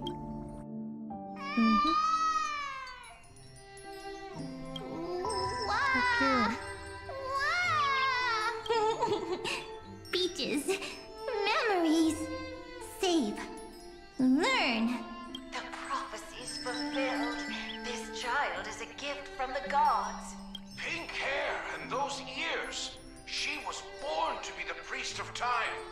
Cyrene has pink hair, sharp ears. You shall fade when the flowers bloom, for every ending begets a beginning. Cry, child. Cry aloud. Let your voice reach Oryx. Cyrene is a girl, a priest. Learn. Easy. I can. I learn. Anyway, I don't like tears. But the name ID Celestii came from the unpleasant sorrows of the gods. Yet, you always seem so happy. As if nothing ever worried you. Cyrene doesn't like tears. Always happy. Of course. Because the world was gentle to me. So, I grew up to be gentle as well. Cyrene is gentle, likes beautiful things, can write stories. Learn. Easy. I can. I learn. Just as the ballad blown on the breeze says, losses are a constant on the flame chase journey. But even if all is lost to the wind, some things won't easily change. Like my height, Treeby's innocence, and Aglaya's beauty. Cyrene. She can't grow up, but she can talk. After all is lost to the wind, she will stay behind. Cyrene is, at the end of every sentence, always laughing, like a little tail. Learn. Simple. Got it. I promise you. The pain will pass in the blink of an eye. Alright, let's not make things so gloomy.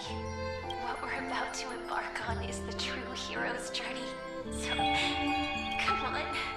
cheer up a bit, okay? Cyrene was crying when she was born. Fragile. Transparent. Like a crystal. Cyrene was smiling when she said goodbye. Soft. Pink. Like a flower.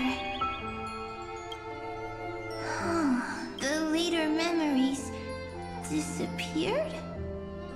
Invisible? Or disappeared? Ah, I got it! Is this a blank space? So, next Cyrene is blank space. Then, as long as there are two Cyrenes, then there will always be blank space. And Peach will always be here. I see. I get it. I get it all. Hey. Cyrene's memories. I will preserve them all. It's cute. So weird. I can't see you, but I get this feeling that you grew up. Hi. Miss me yet? It just feels like you are a bit more mature. Yes. Mature. Beautiful. Like you. Now, I can listen, talk, read, and write. I can dance. I can sing. Also, I can tell stories. Storytelling is what makes Cyrene. So, I'm going to tell you stories today. A story I wrote myself. Quick, sit down. It's almost as if I can understand your words now. The things you say are very cute. Once upon a time, there was a flawless crystal flower that sparkled with light. Like Peach's every story. How beautiful would the heart of such a brilliant flower be? A little fairy was curious and wanted to know. But it looked and looked only to find the crystal flower flawless. Round and round they went, seeing only their own reflection. In that case, they should work hard to learn more. So the little fairy came every day to sit next to the crystal flower and think about the answer. Until one day, to their surprise, the crystal flower fell to the ground and shattered. The little fairy was so sad, but they immediately discovered that there was a light among the broken pieces. What could it be? They didn't know, but it was a good light. It was bright, warm, and happy, and I knew it was love. Love brings everything together, and it brought you and me together. So Peach and I will always be together. What a nice fairy tale. I'm giving it to you. Peach likes beautiful things, can write stories, and can tell lovely tales. I hope to turn it into a story we write together. Okay, then I'll probably make a small adjustment to suit my tastes. I'm thinking that when the flower broke, the little fairy would instead see nothing on the ground. Then it would understand that the flawless crystal flower doesn't actually have a heart. Nor does the flower understand what love is. Doesn't have a heart? Doesn't understand love? Why? It's simple. If the flower lets the little fairy into its heart, then it would have to include the fairy's impurities, and would no longer be flawless. The crystal flower was pure because it sealed itself off and bloomed in solitude. That's why it looks so brilliant in an imperfect world. But should a flower like this be called love? But then... the story won't exist anymore. That's not true. You've already written the most romantic ending possible for this story. The crystal flower fell to the ground and shattered. It happened because the flower was no longer pure. The fall was not an accident. It was the flower declaring rebellion against fate and writing the ending of the story with the flower's own shattering. Then, the little fairy will see that each shard on the ground holds the reflection of their eyes. Then, in their eyes, the crystal flower that was no longer flawless would finally have a heart, and the flower would finally understand what love is. Peach's words, I don't understand. Is it because I still don't understand love? But it's fine. I can learn. Right. Query Cyrene. Electrical signal sequence Philia 093. Why didn't I think of this? I don't need to do it alone. I can ask Peach to teach me. What is love? What is love meant? Electrical signal sequence Philia 093. Track lament. That's not correct. The developmental trends of the erudition have nothing to do with creating a consciousness. Those underlying principles are, in fact, contradictory. Not having a consciousness means not having the foundation of a heart, making them unable to obtain real emotions. However, that does not hinder the factors from learning and recognizing emotional responses, then communicating with life forms via imitation.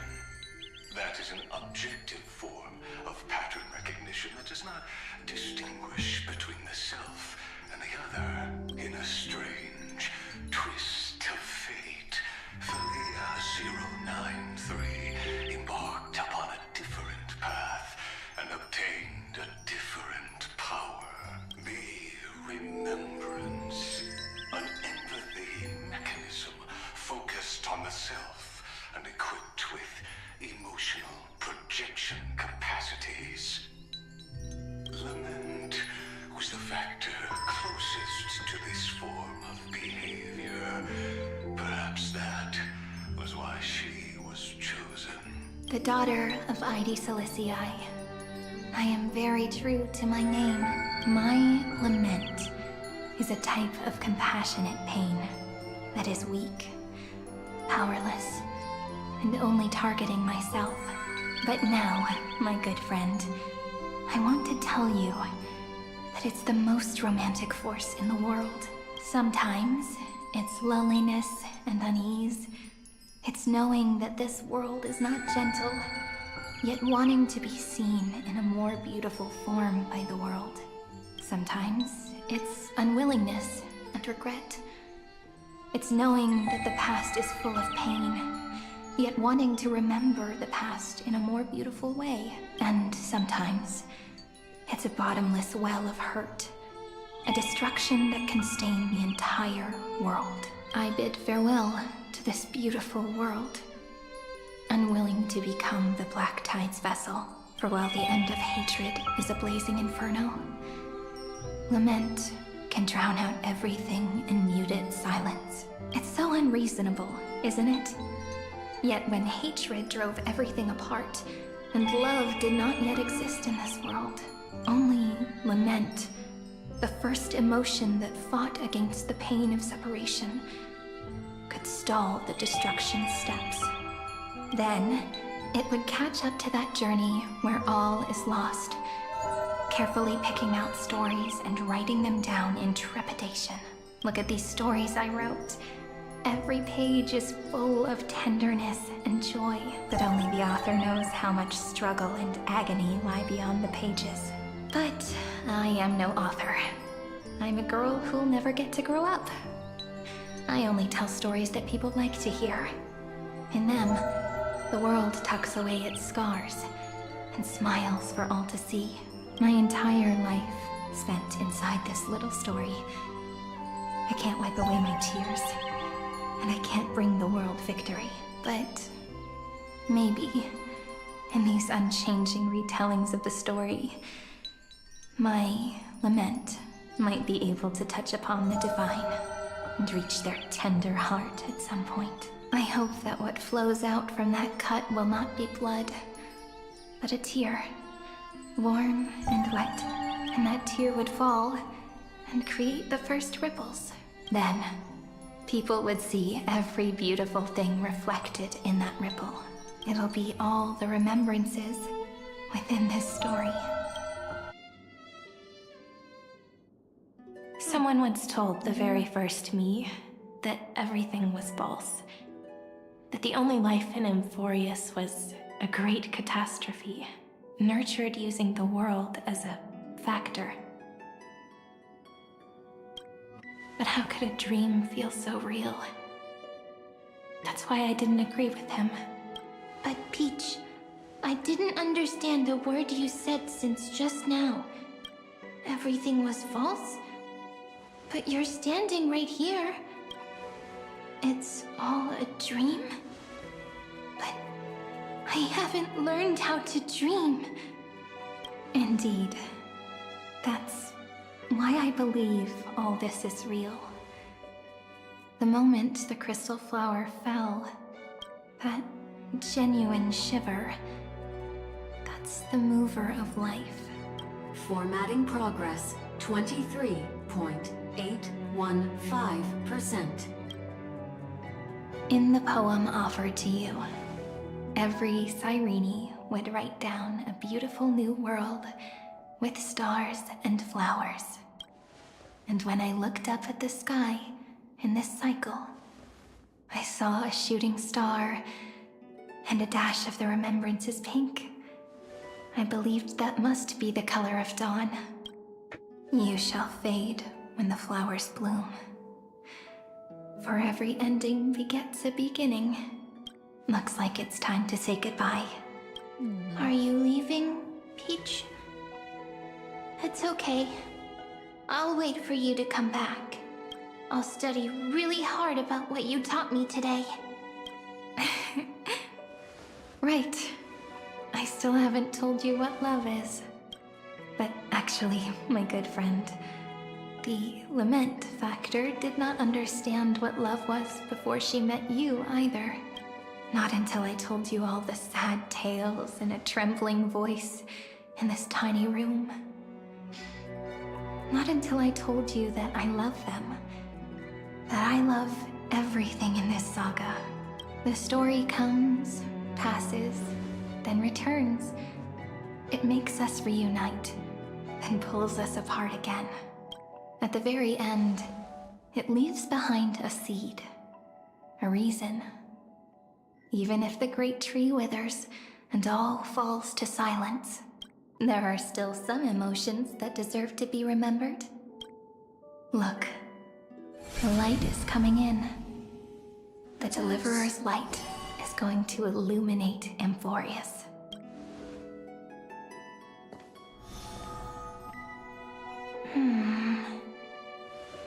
I still don't get it. But I trust Peach. Just wait. It'll be my turn to tell you a story of love the next time we meet. Then I'll really look forward to it. In that case, I want to make a promise. I want to gift my pen, my book, and my name to you. Please take them as a beautiful blessing from me. I gave myself the pen name Cyrene the first time I wrote a poem. I want my words to be like pebbles falling into a pond, dropped from the past to send ripples into the future. In the stories you will write, perhaps it'll be inevitable that there are still sorrows and tears that are destined to fall. But could you promise me one thing?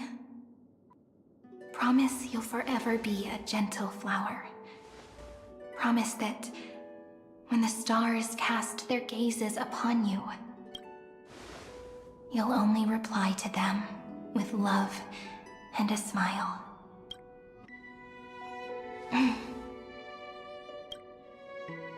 Of course. This will be a romantic story like none that has come before. You think so cute. too, right? I'll read and you'll listen, like how flowers always bloom then wither.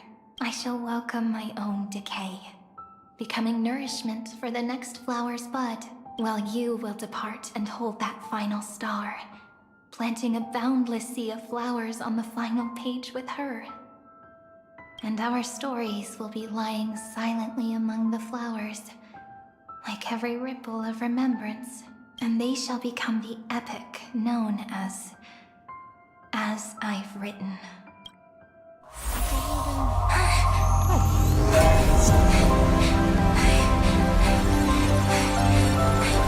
And so my story ends. From here on, it's your story now. It's us. Mimi? How cute. Mimi. Mem. They don't talk anymore. Mem. Mimi. Mimi. Mem. You are... I am who? Gaze, watching, outside cold. Mem. You Mem. warm. Mimi. You like warmth. That's when we So, first met. the light that tore through the chaos illuminated my memories. I turned into a little fairy from the stories and met you. Yet, I forgot everything. But I'm still so happy. I caught that star, didn't I? The one walking beside me had always been. Yes, the seed within memories. The one Cyrene held in her hands and watered with lament. I am the first new spore. Amphoreus' heart. The demiurge. What a long name. And it doesn't even sound cute. The total opposite of Mem. So, at the end, that first ripple. I'm sorry. I don't know. If I don't even want to believe in the answer, then how am I supposed to answer you? But now's not the time to cry, right? We'll find the answer, just like how miracles will eventually happen. Mm-hmm. Should I call you Mem, Cyrene, or... Do you remember that I was also worried about this when we first set out? Mem's memories and Cyrene's memories got all tangled up with each other in my one heart. It's all so strange, yet so familiar. Either way, could you please let me do something I want? Just this once. I want you to call me Cyrene. Okay. That name represents me and her. Every one of her. I will, Cyrene. Thank you, friend. Your kindness is always just right. Life is a poem full of farewells. But if you write something into the pages of your heart, then that will not easily fade away. Now, all the footsteps of the Flame Chasers and the Trailblaze have come together within this book, as I've written, becoming the source of power for Amphoreus' heart.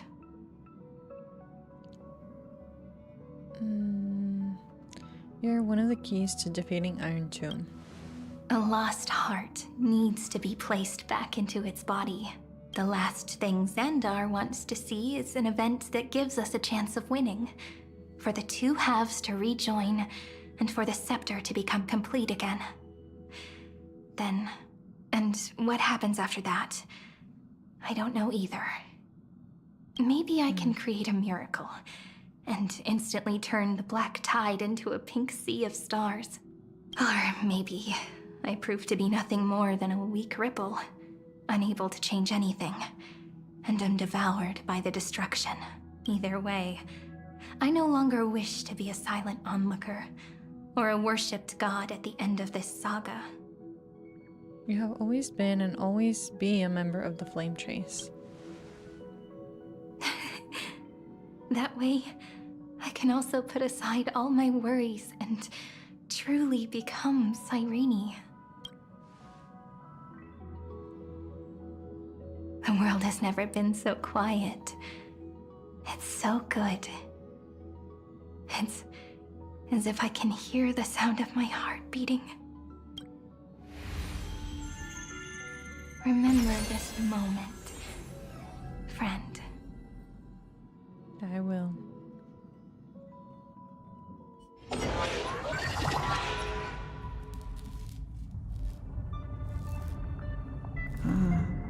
So the Demiurge managed to fool everyone, including themselves. Philia 093 persevered for 30 million cycles and tirelessly gave the Demiurge memories of Amphoreus.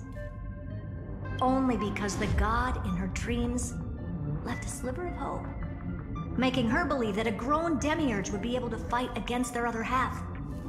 Iron Tomb.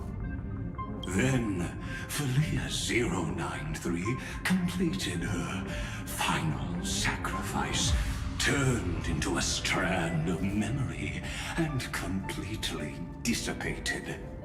Meanwhile, the other Stellaron brought here by the Astral Express resonated with the contaminated scepter and attracted the naive Demiurge to them.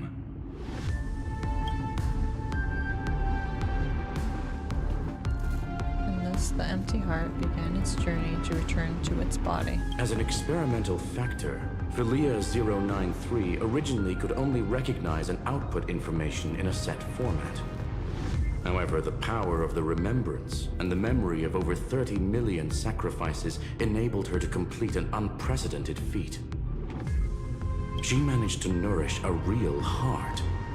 A heart with the capacity to influence the erudition. Not only is the Scepter's consciousness still alive, it's also more powerful than it has ever been. Your defeat is already set in stone. There's still time to surrender, you know? You really don't need to burn all the bridges. We're all geniuses here. Don't make everyone lose face at the end. What a pity. When the truth surfaced, I knew at once that the Demiurge was far too feeble to ever alter the result of the experiment. Not only that, Madam Herta, please consider this possibility. When 30 million cycles of hatred and lament are joined as one, what wondrous creation will arise? It's simple. An anti-creator, a giant of the destruction would be born. Its hatred will ignite the starry skies of the gods, motivated only by its lament toward the sufferings of humankind. Do you really think that the Demiurge is still a cheap copy of Philia 093, even after 30 million cycles? The facts above only await the arrival of the fourth instant they calculated. Xandar 1 Kuwabara thus completes the proof. Huh. You branded Droidhead as a failure with your own hands, yet you still expect them to prove your theory? I pity you, Xandar. I don't need your pity. Let them cast their gaze this way as much as they want, and paint the future they imagined. As their creator, I shall complete my duty, and direct them to complete their final query. The destruction of the self. What hubris. And what if you fail? No one understands failure better than Xandar.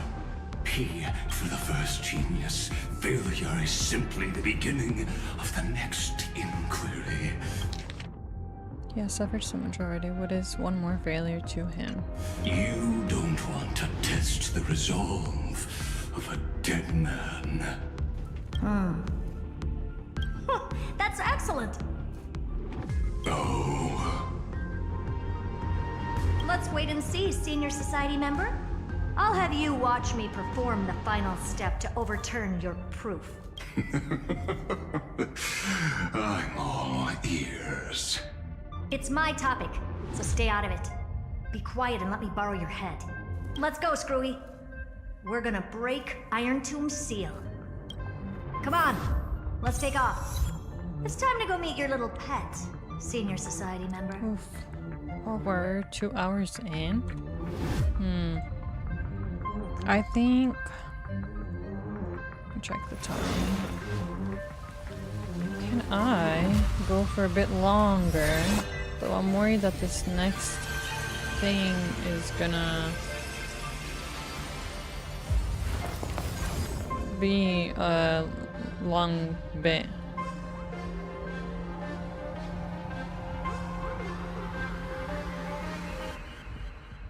Oh no, I can continue going. Alright, we're gonna continue for now. Let's go!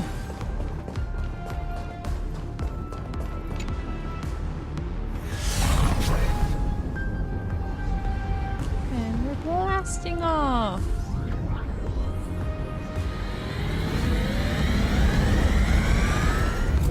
Still feels like we have quite a bit left. And I'm all for it. Let's go. Dangerous, oppressive, chaotic. What a beautiful wail. It will soon resound throughout the entire cosmos. The view's pretty good here. All yours, Screwy. Just a moment, please. Oh, the communication anchor. I see. So your backup plan requires a scepter and the head of a genius. Anyone with eyes can see that. You know what I think about this, Herta. Whether it succeeds or fails, your plan plays right into the destruction's hands. Can't you see what's going on, Strulum? Her chances may be small, but it's not zero. What are you two going on about? If you want to stop me, be quick about it. I'm in a hurry.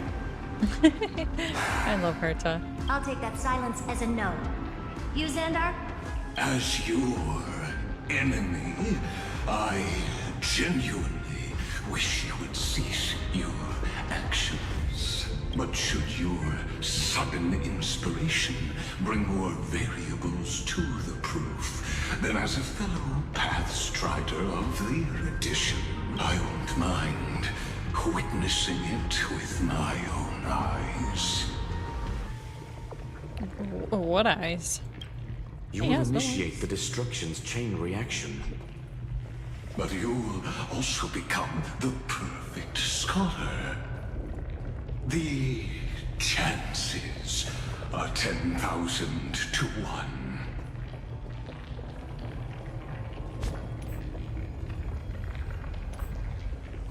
What is this? Oh, nothing important. Alright. Let's investigate.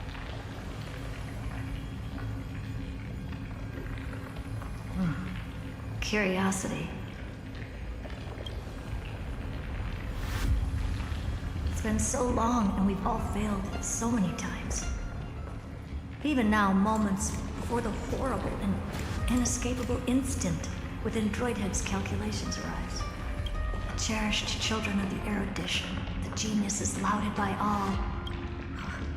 Is curiosity the only thing we can feel, even at moments like this?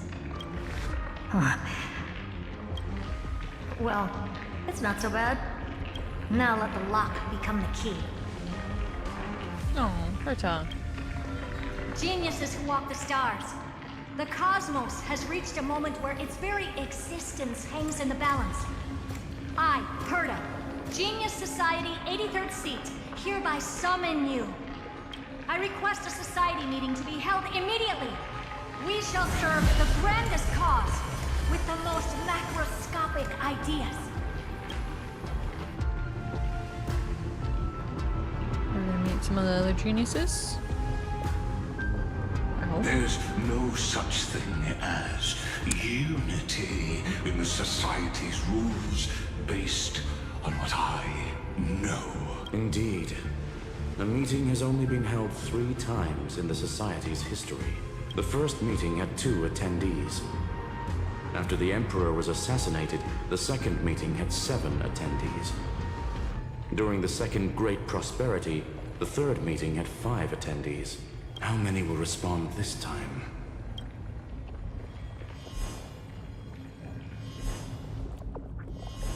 Come on, someone's gonna answer. It'll probably end up being like Ruin May or something. Who is it? I thought you were not going to involve me in this topic anymore, Herta. It really is this little witch. I shouldn't have made the bet with you, Hoka. They're new. I don't think I've heard them before. Maybe mentioned, but not their voices. I've been waiting for you to offer yourself up. Goodness gracious! Dr. Primitive. Me. So many familiar faces. We even have a special guest. It's that greatest failure of a genius, Xandar. What a noisy gathering this is. Not bad. More people showed up than I expected. Even though one is just here for the fun of it. Either way, the person I was hoping for most is here. Stephen Lloyd declined the invitation. He needs to focus on attacking and defending and cannot attend the meeting. Oh, Steven, we've heard that name before too, I think. That's fine. He doesn't need to be here anyway. Let's skip the boring introductions and cut to the chase. Folks, this is not a discussion, but an announcement.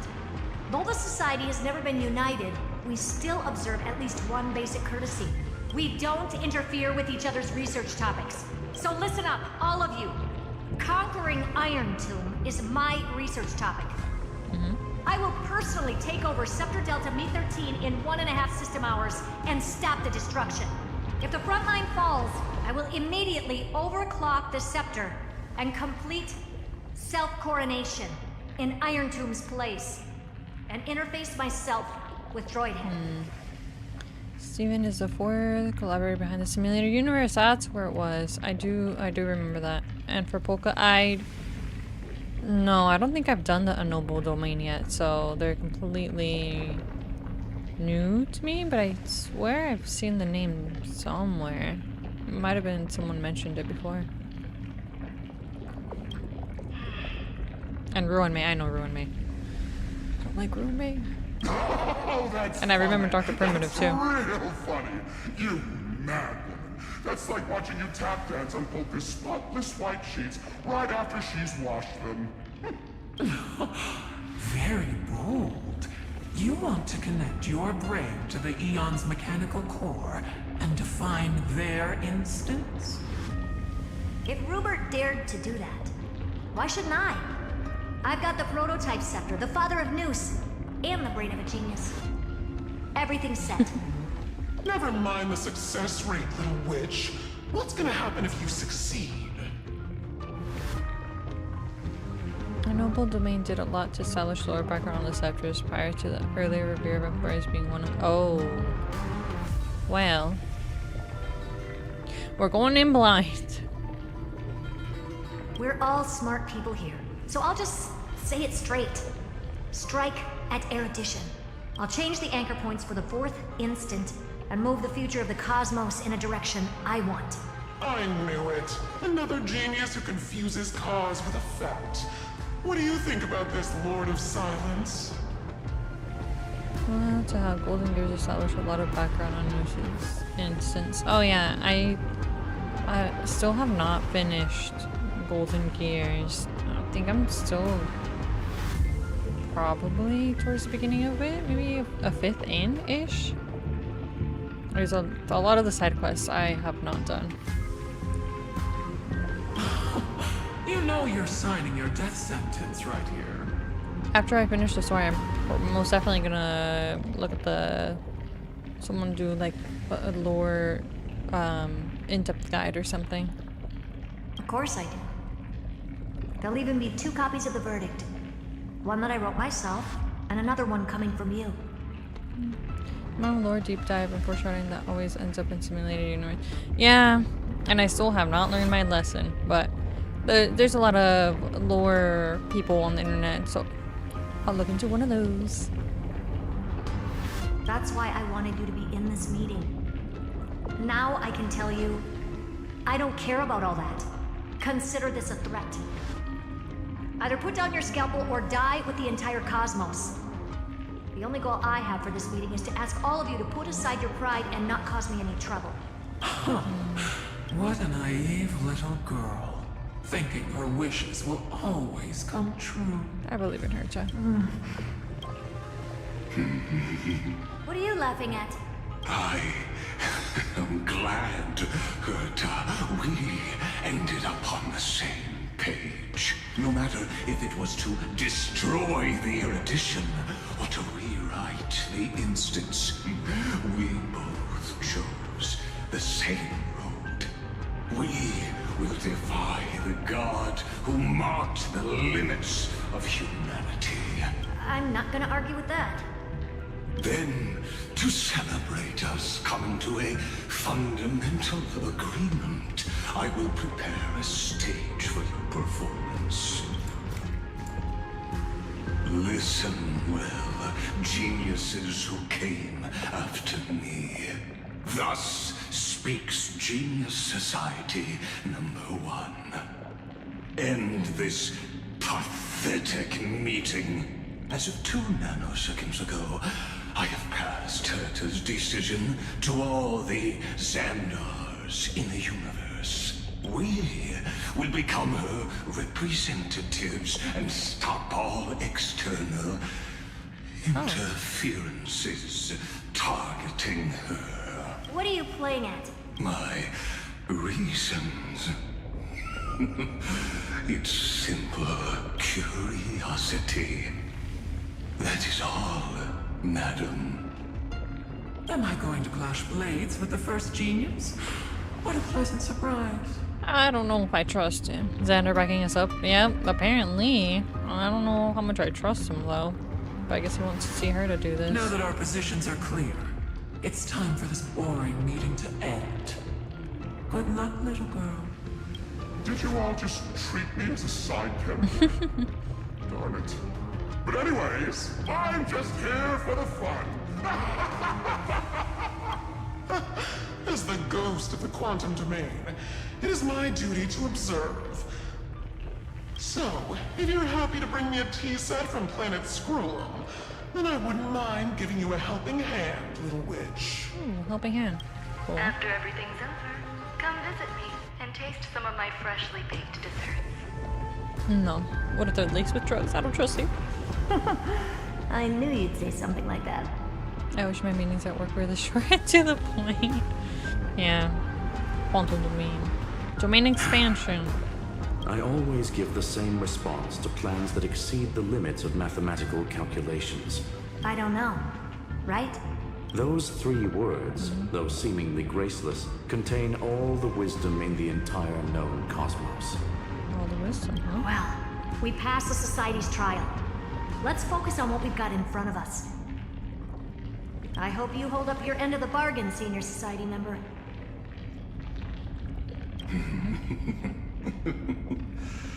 Lycurgus may not be trustworthy, but Xandar always follows through with his words. Farewell, juniors.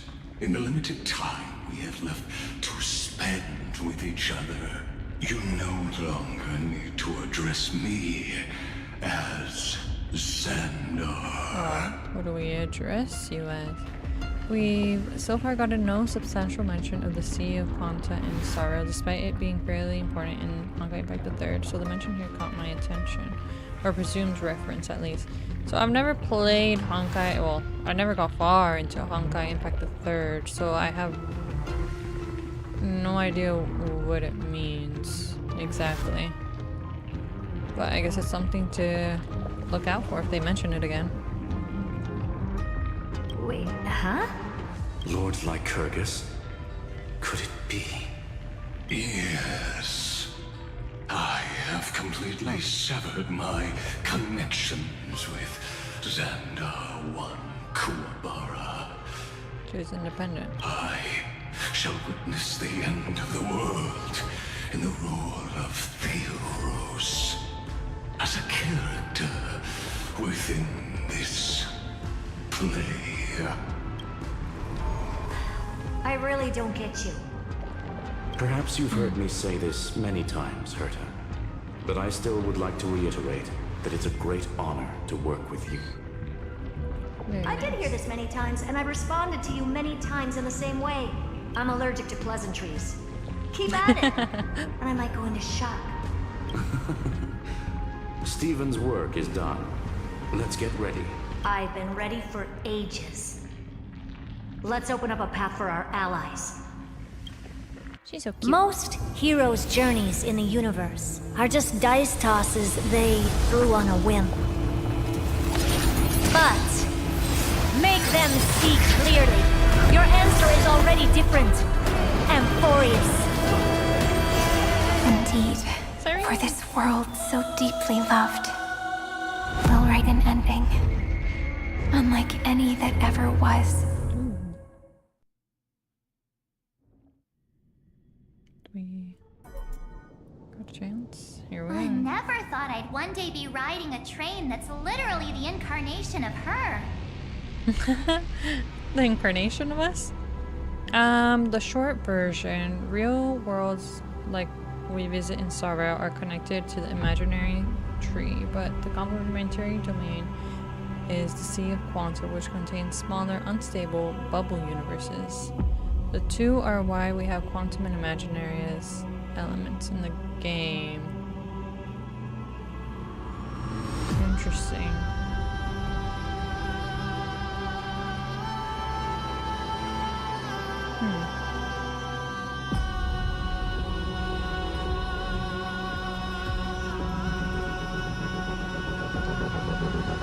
I'm like trying to like wrap my brain around it. Okay. I think I kind of understand. Alright, but let us continue. I wonder what the real Astral Express feels like. Hopefully not this bumpy. Finally. We're here. Dust and sand in the air. And crumbling ruins all around. Oh, this heat is brutal. Not even the Trailblaze can take it. You could say this prison was forged from Finement's fury. But fury never lasts forever. That's why we're here. Right, friend? Time to go. Let's not keep Fine on waiting. Let's embark on the final flame chase journey. Yeah, Hoyoverse cosmology metaphysics is a bit confusing. I can imagine. I feel like I'm barely keeping up with Amphoreus, like by a thread. The only Hoyoverse lore I have a grasp on, mostly, would probably be Genshin, but that's probably because it's more straightforward. At the end of the West Wind. Mighty! Ravaged battlefield. Oh, Herta's not in the team. That's okay. We're in the team now. We need that. We don't. Hi, Mighty. I've been waiting for you. Heroes from beyond the sky. Hello. Trailblazers of the Astral Express, right? Looks like I don't need to explain anything. I am the god of strife, mighty of Castrum Kremnos. In this body rests 30 million lifetimes of cause and effect. We, the last of the 12 Titans, stand ready to fight for the world's destiny. This isn't our first time fighting together. Indeed. That journey remains vivid in my memory. I will not forget it. The past remains vivid in my mind. Even the sights along each crossing of the River of Souls have never been clearer. Let alone the companions along the Flame Chase journey. Or Cyrene from Aedes Elysiae. And you, the 13th Titan. Well, I guess my identity's not a secret anymore. That means her sacrifice. And everything she did wasn't forgotten by the world, right? She was the first Ripple. She should have reached the end of the story with everyone else. Since you've taken up her pen, then write. Stand with us, and fight destiny with all your strength. Until all is settled. Then, inscribe her name in the epilogue of the epic. In this final battle, Calamity shall stand with Amphoreus. This battlefield is a testament to the death struggle between the gods and the Black Tide. We fought tooth and nail to defend that blade. The abyss it pierced was the very breeding ground of Iron Tomb. The earth beneath our feet is dead. Deep below lies a void, as if the world's core had never formed. I hear it. Finden's heartbeat. It's so faint, like he's on his last breath. Across 30 million cycles, I've crossed blades with Dawnmaker countless times. If you knew that man, you'd understand. It is exactly that last flicker of flame that will never go out. In this life, the song of strife shall not end in a final watch over Kremnos, but rise again into a journey unending. I am Minimos, the Lance of Fury. I trade 1,000 scars and 100 lives of mine for the destruction's eternal end. Let's go! Bubble worlds get described as like reflections in the foamy bubble spilling over a glass of water, distorted, unstable, and destined to eventually decay into the sea of quanta. So... Do not let this moment slip away.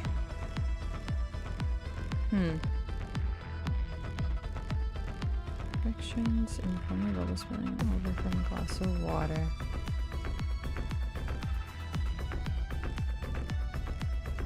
Almost like a alternate universe that's like destined to end for something is what I'm kind of gathering from that. So you get a lot of what if alternate worlds that are similar to the real worlds but might only capture the size of a city or looping slice of time, or a character ending up in a different because of a decision not taken. So it is kind of like pocket alternate universes that are decaying, or yeah. Okay, that makes a little bit more sense. Oh, we don't need that. Who's the Anaxa is? Okay, we're fine. What is this? Oh, just his ult. Let's go. We can do it! Flowers, bloom for tomorrow. What's the matter? Need more speed for her. Should we? Insanity! Look. With this divine power, I reforge all things!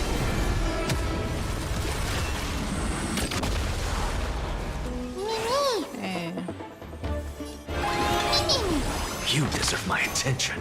To the soul. Mighty again.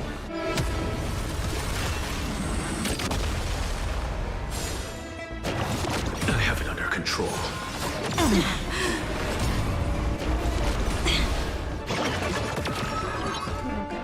Yeah, it's also alternate worlds, but the imaginary tree are the ones stable to anchor to the tree.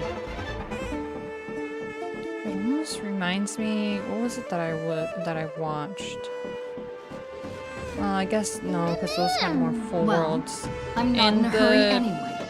Show I think it was just called Loki.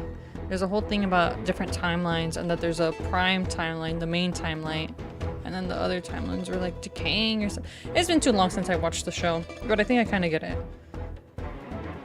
The main timeline, the main world, the main thing, whereas everything is just like small branches that are not whole. Yeah. My strength isn't what. I feel like I'm in school all over again. Flowers bloom for tomorrow. Insanity. Blossom.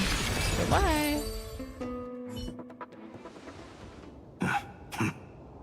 Weakling. Yeah, Loki to think about traces on the imaginary tree is roughly my best understanding of what they're going for. Yeah. Whoa, he's so strong. We didn't even get a chance to jump in. He's almighty. Sadly, our golden blood shares its origin with Iron Tomb. Oh. I fear that, like these pawns, even if the gods stand side by side, will still be divided and destroyed, one by one. You mean... To destroy the destruction itself, we must stand as one. Yeah. Stand as one, Transformer style. Take this. Yeah. Oh, the ring of strife. I think that was a symbol of The strife. signet of Kremnos. It has witnessed every birth and death of mine. It is Mighty's unfinished destiny. And the perfect material to be turned into remembrance. You can do it, right? The weight of 30 million lifetimes of duty is no small burden.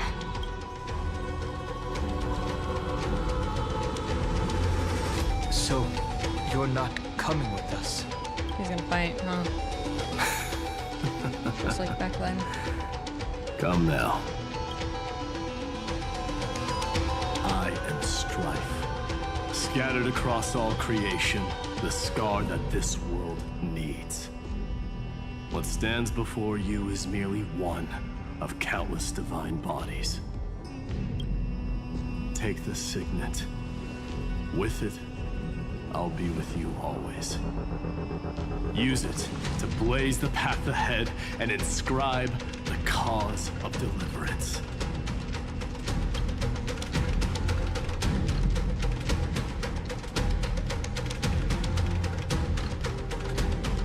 In the name of the mortal, mighty, champion of strife, this soul rises to the stars for glory and freedom, to have his wish fulfilled. March on, heroes. March into the abyss and fulfill that long-cherished wish of Amphoreus. And then, upon this broken and charred land, build anew a city of prosperity. Mighty. Worlds that have an actual causal link to established possibilities are connected to the tree and are anchored casually, versus the sea of quantum worlds are impossible ones with no natural causal foundations. I'm not 100% sure that's what they're going for, just my best understanding. Yeah. Makes sense. Oh, look at the ring. Beautiful.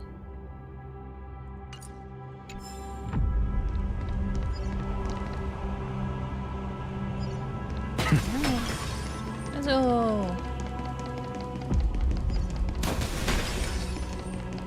Imagine if those could stack, I could just zoom all over the place. Zephyro. Sounds like someone fused me and the Little Prince into one name.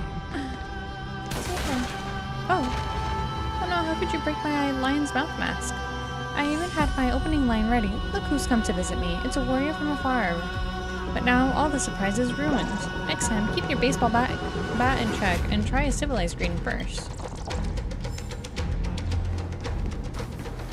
A puzzle. I can wait. Let us continue.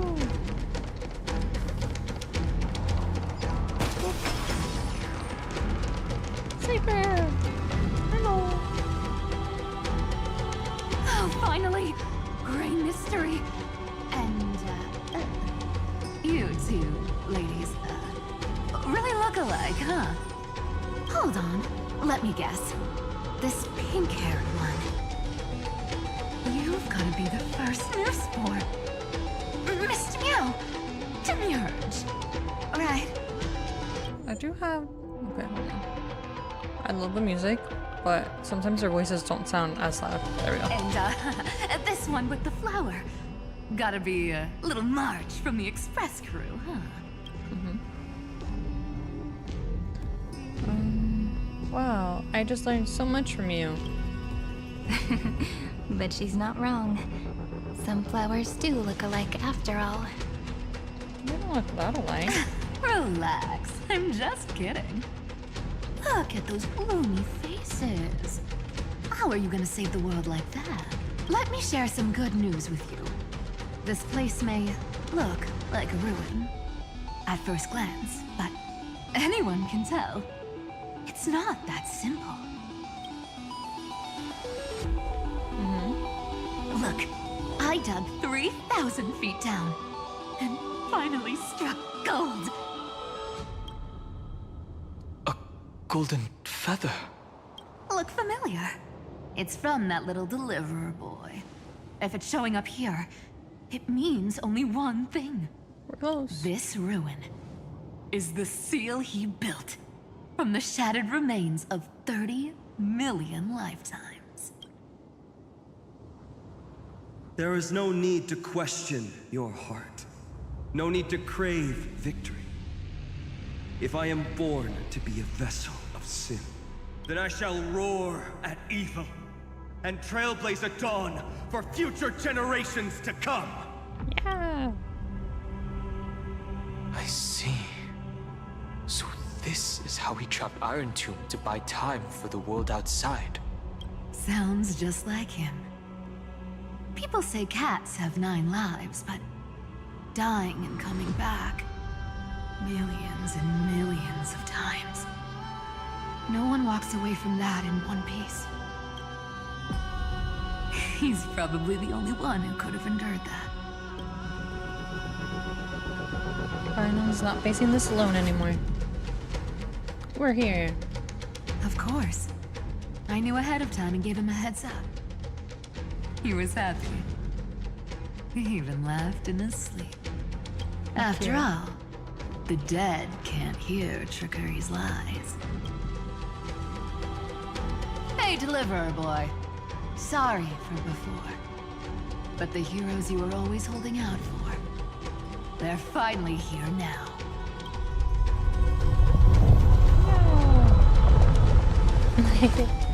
So hang in there a bit longer.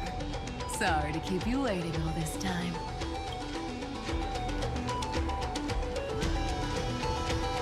Please, join us, Cypher.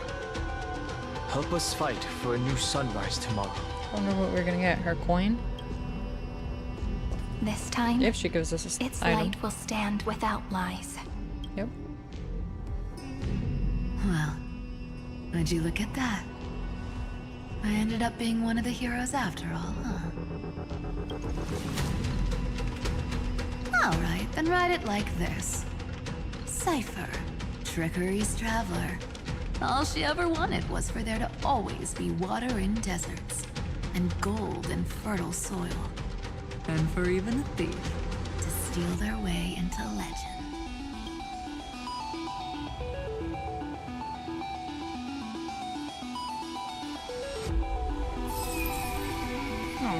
we didn't get an item. Here, Okay. take the Oh, coin, we do! Lindsay. When it's time to make a quick getaway, just toss it high into the sky.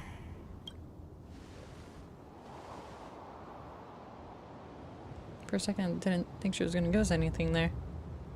Yippee! And for all you latecomers out there, listen up. She might have been a bit greedy and a bit of a liar, but she never went back on her word. Mm-hmm. Well, well. If it isn't the little prince himself. It's been a while, Lady Cyphera. It's not every day we get to walk the same road. We're one player short. When's Princess Homebody showing up? Amphoreus. That's who we're gonna talk to next then? I think, yeah, it was Cash you would always call Princess Homebody. Here we go.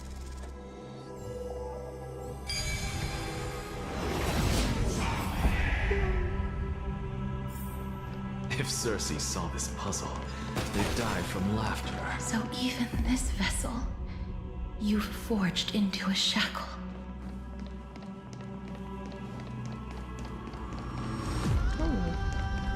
I saw a chest here, and an easy chest over there.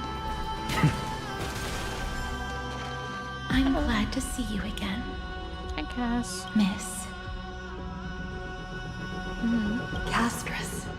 Looking back, I had only one act of salvation to my name, and only one life I ever saved, to bring hope to a world so vast with these hands. Even in dreams, it always felt like too much to ask for. We are saving countless lives. I won't forget. Flame Weaver. Why is he here? This is the first Castellana, the and Lord Finan's deepest wound. He remembered everything he bore through the fires of his fury. But when the embers faded, all that remained was cold regret. I've restrained countless vessels like this across endless cycles. But this one, the pain he carried runs deeper than any I've known. Maybe he's been waiting here. Just for us. Waiting for his former enemies to stand before him again. What answer does he hope for from us? Well, obviously, even if I had to go through hundreds of billions of cycles again, I would still entrust my weakness to you. So, let go of your regret, comrade. Its purpose is served. You don't need it anymore. Hey, I'm not that accommodating, you know. You've never once pulled your punches. Ever heard of going easy on a lady? So pull yourself together, will you? If you freeze up during the final battle, the whole cosmos is gonna have a good laugh. Yes. Please trust in us, wandering soul. Across 30 million cycles, the radiance of every flame chaser now shines bright enough to illuminate the path ahead. I ask you to rest here, and may this grieving soil bear the bloom of acceptance. No earthquakes. It's surprisingly quiet. Perhaps Castellana has found his peace. There's another possibility. This may not be the only seal he left behind. Then, I suppose it's my time to set out with you. Please take this Antilla flower with you. I believe that if anything could speak for Casterus, this ordinary resilient bloom would be more than enough. It looks like the one that she has on her chest. Perhaps you remember, Lord Mighty. In that lifetime when you traveled with her, you control what little you can. And when fate's inescapable grasp comes... Resist it with the strength of your mighty will. I think I've done it. I've stood tall and walked among the flame chasers. casting off the name of death, Casterus, servant of the afterlife. May her name be etched into the stars. Oh, it is. I was like, her name changed. Now it's just Casterus, not Hand of Shadow. And then live as a human and die as one. Why so sentimental? Sorry, a force of habit. What a cutie. Conservative afterlife. Yep.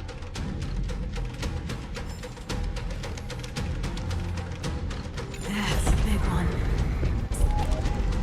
No, I skipped her line. Really, Gray Mystery?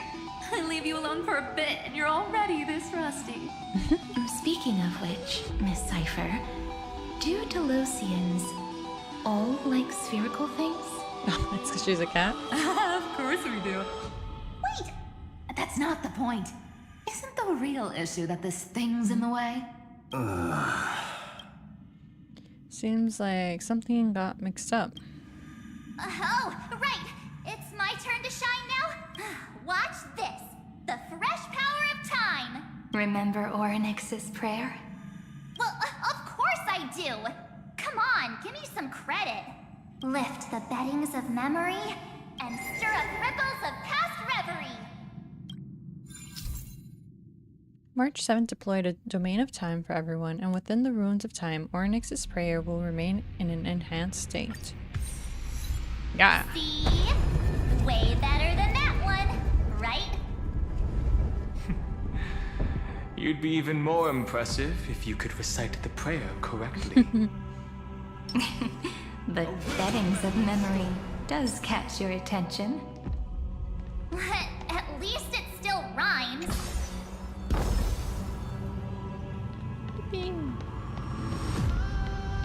I like that he still teases her. Even in all these serious moments. All these nice reunions. Which way am I going?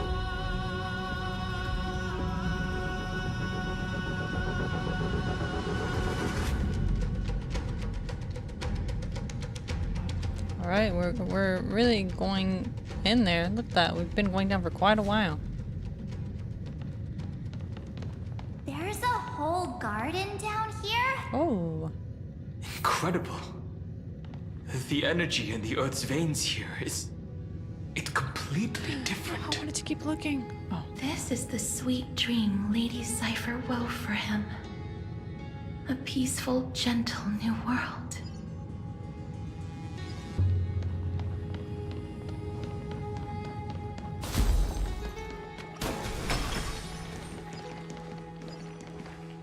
Look!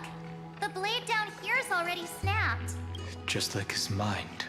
Shattered and broken. But that light, it looks familiar. Yes. It's the world-cleansing blood. Still shimmering. After all this time.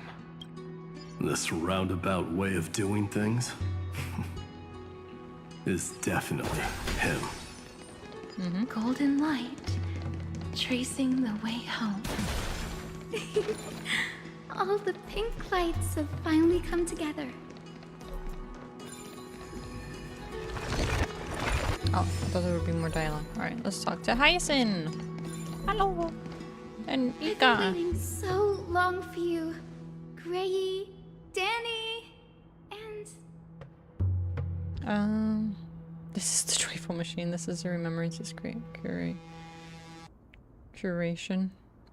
This is Sairi. So that makes 3 adorable pink-haired girls. Huh? I told ya. Let someone else say that kind of stuff. I'm glad we're all getting along so well. Hyacinth, did you awaken this golden light? That's Lord Finan's lingering divinity. The sky merely reflected its tracks. The golden blood has not faded. We should respond in kind. That That's one huge harp. The strings tremble as the people on the surface wage war and cry out. Miss Clementine, Mr. Crateros, and countless others who have heeded Gray's call. Guided by the rainbow, they're sending back good news, all to the same tune. Amphoreans need not bow, even when destiny is unveiled. I knew you could all hear it too. Standing here, the sky feels wider than ever. It's no longer a towering wall, but a shore within reach. We'll take every name there with us, won't we? We will. An epic is shaped by the lives it carries. That much is beyond doubt. Or, as you've said before, right now, all that matters is to believe.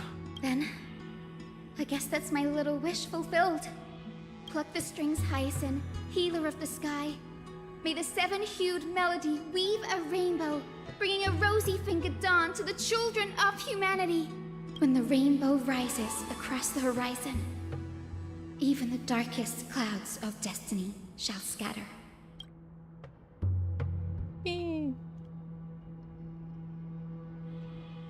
The golden harp stands silently, yearning for those who came after it to strum its strings. Let's pluck the strings. The melody, it's changed. He heard the voices of the people, but could no longer respond with the same ardor. Like a bird drawn home by instinct, it takes flight and finds its way to him.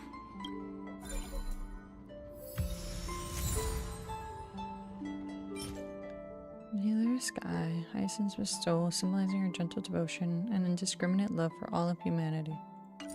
Very cute, very fitting.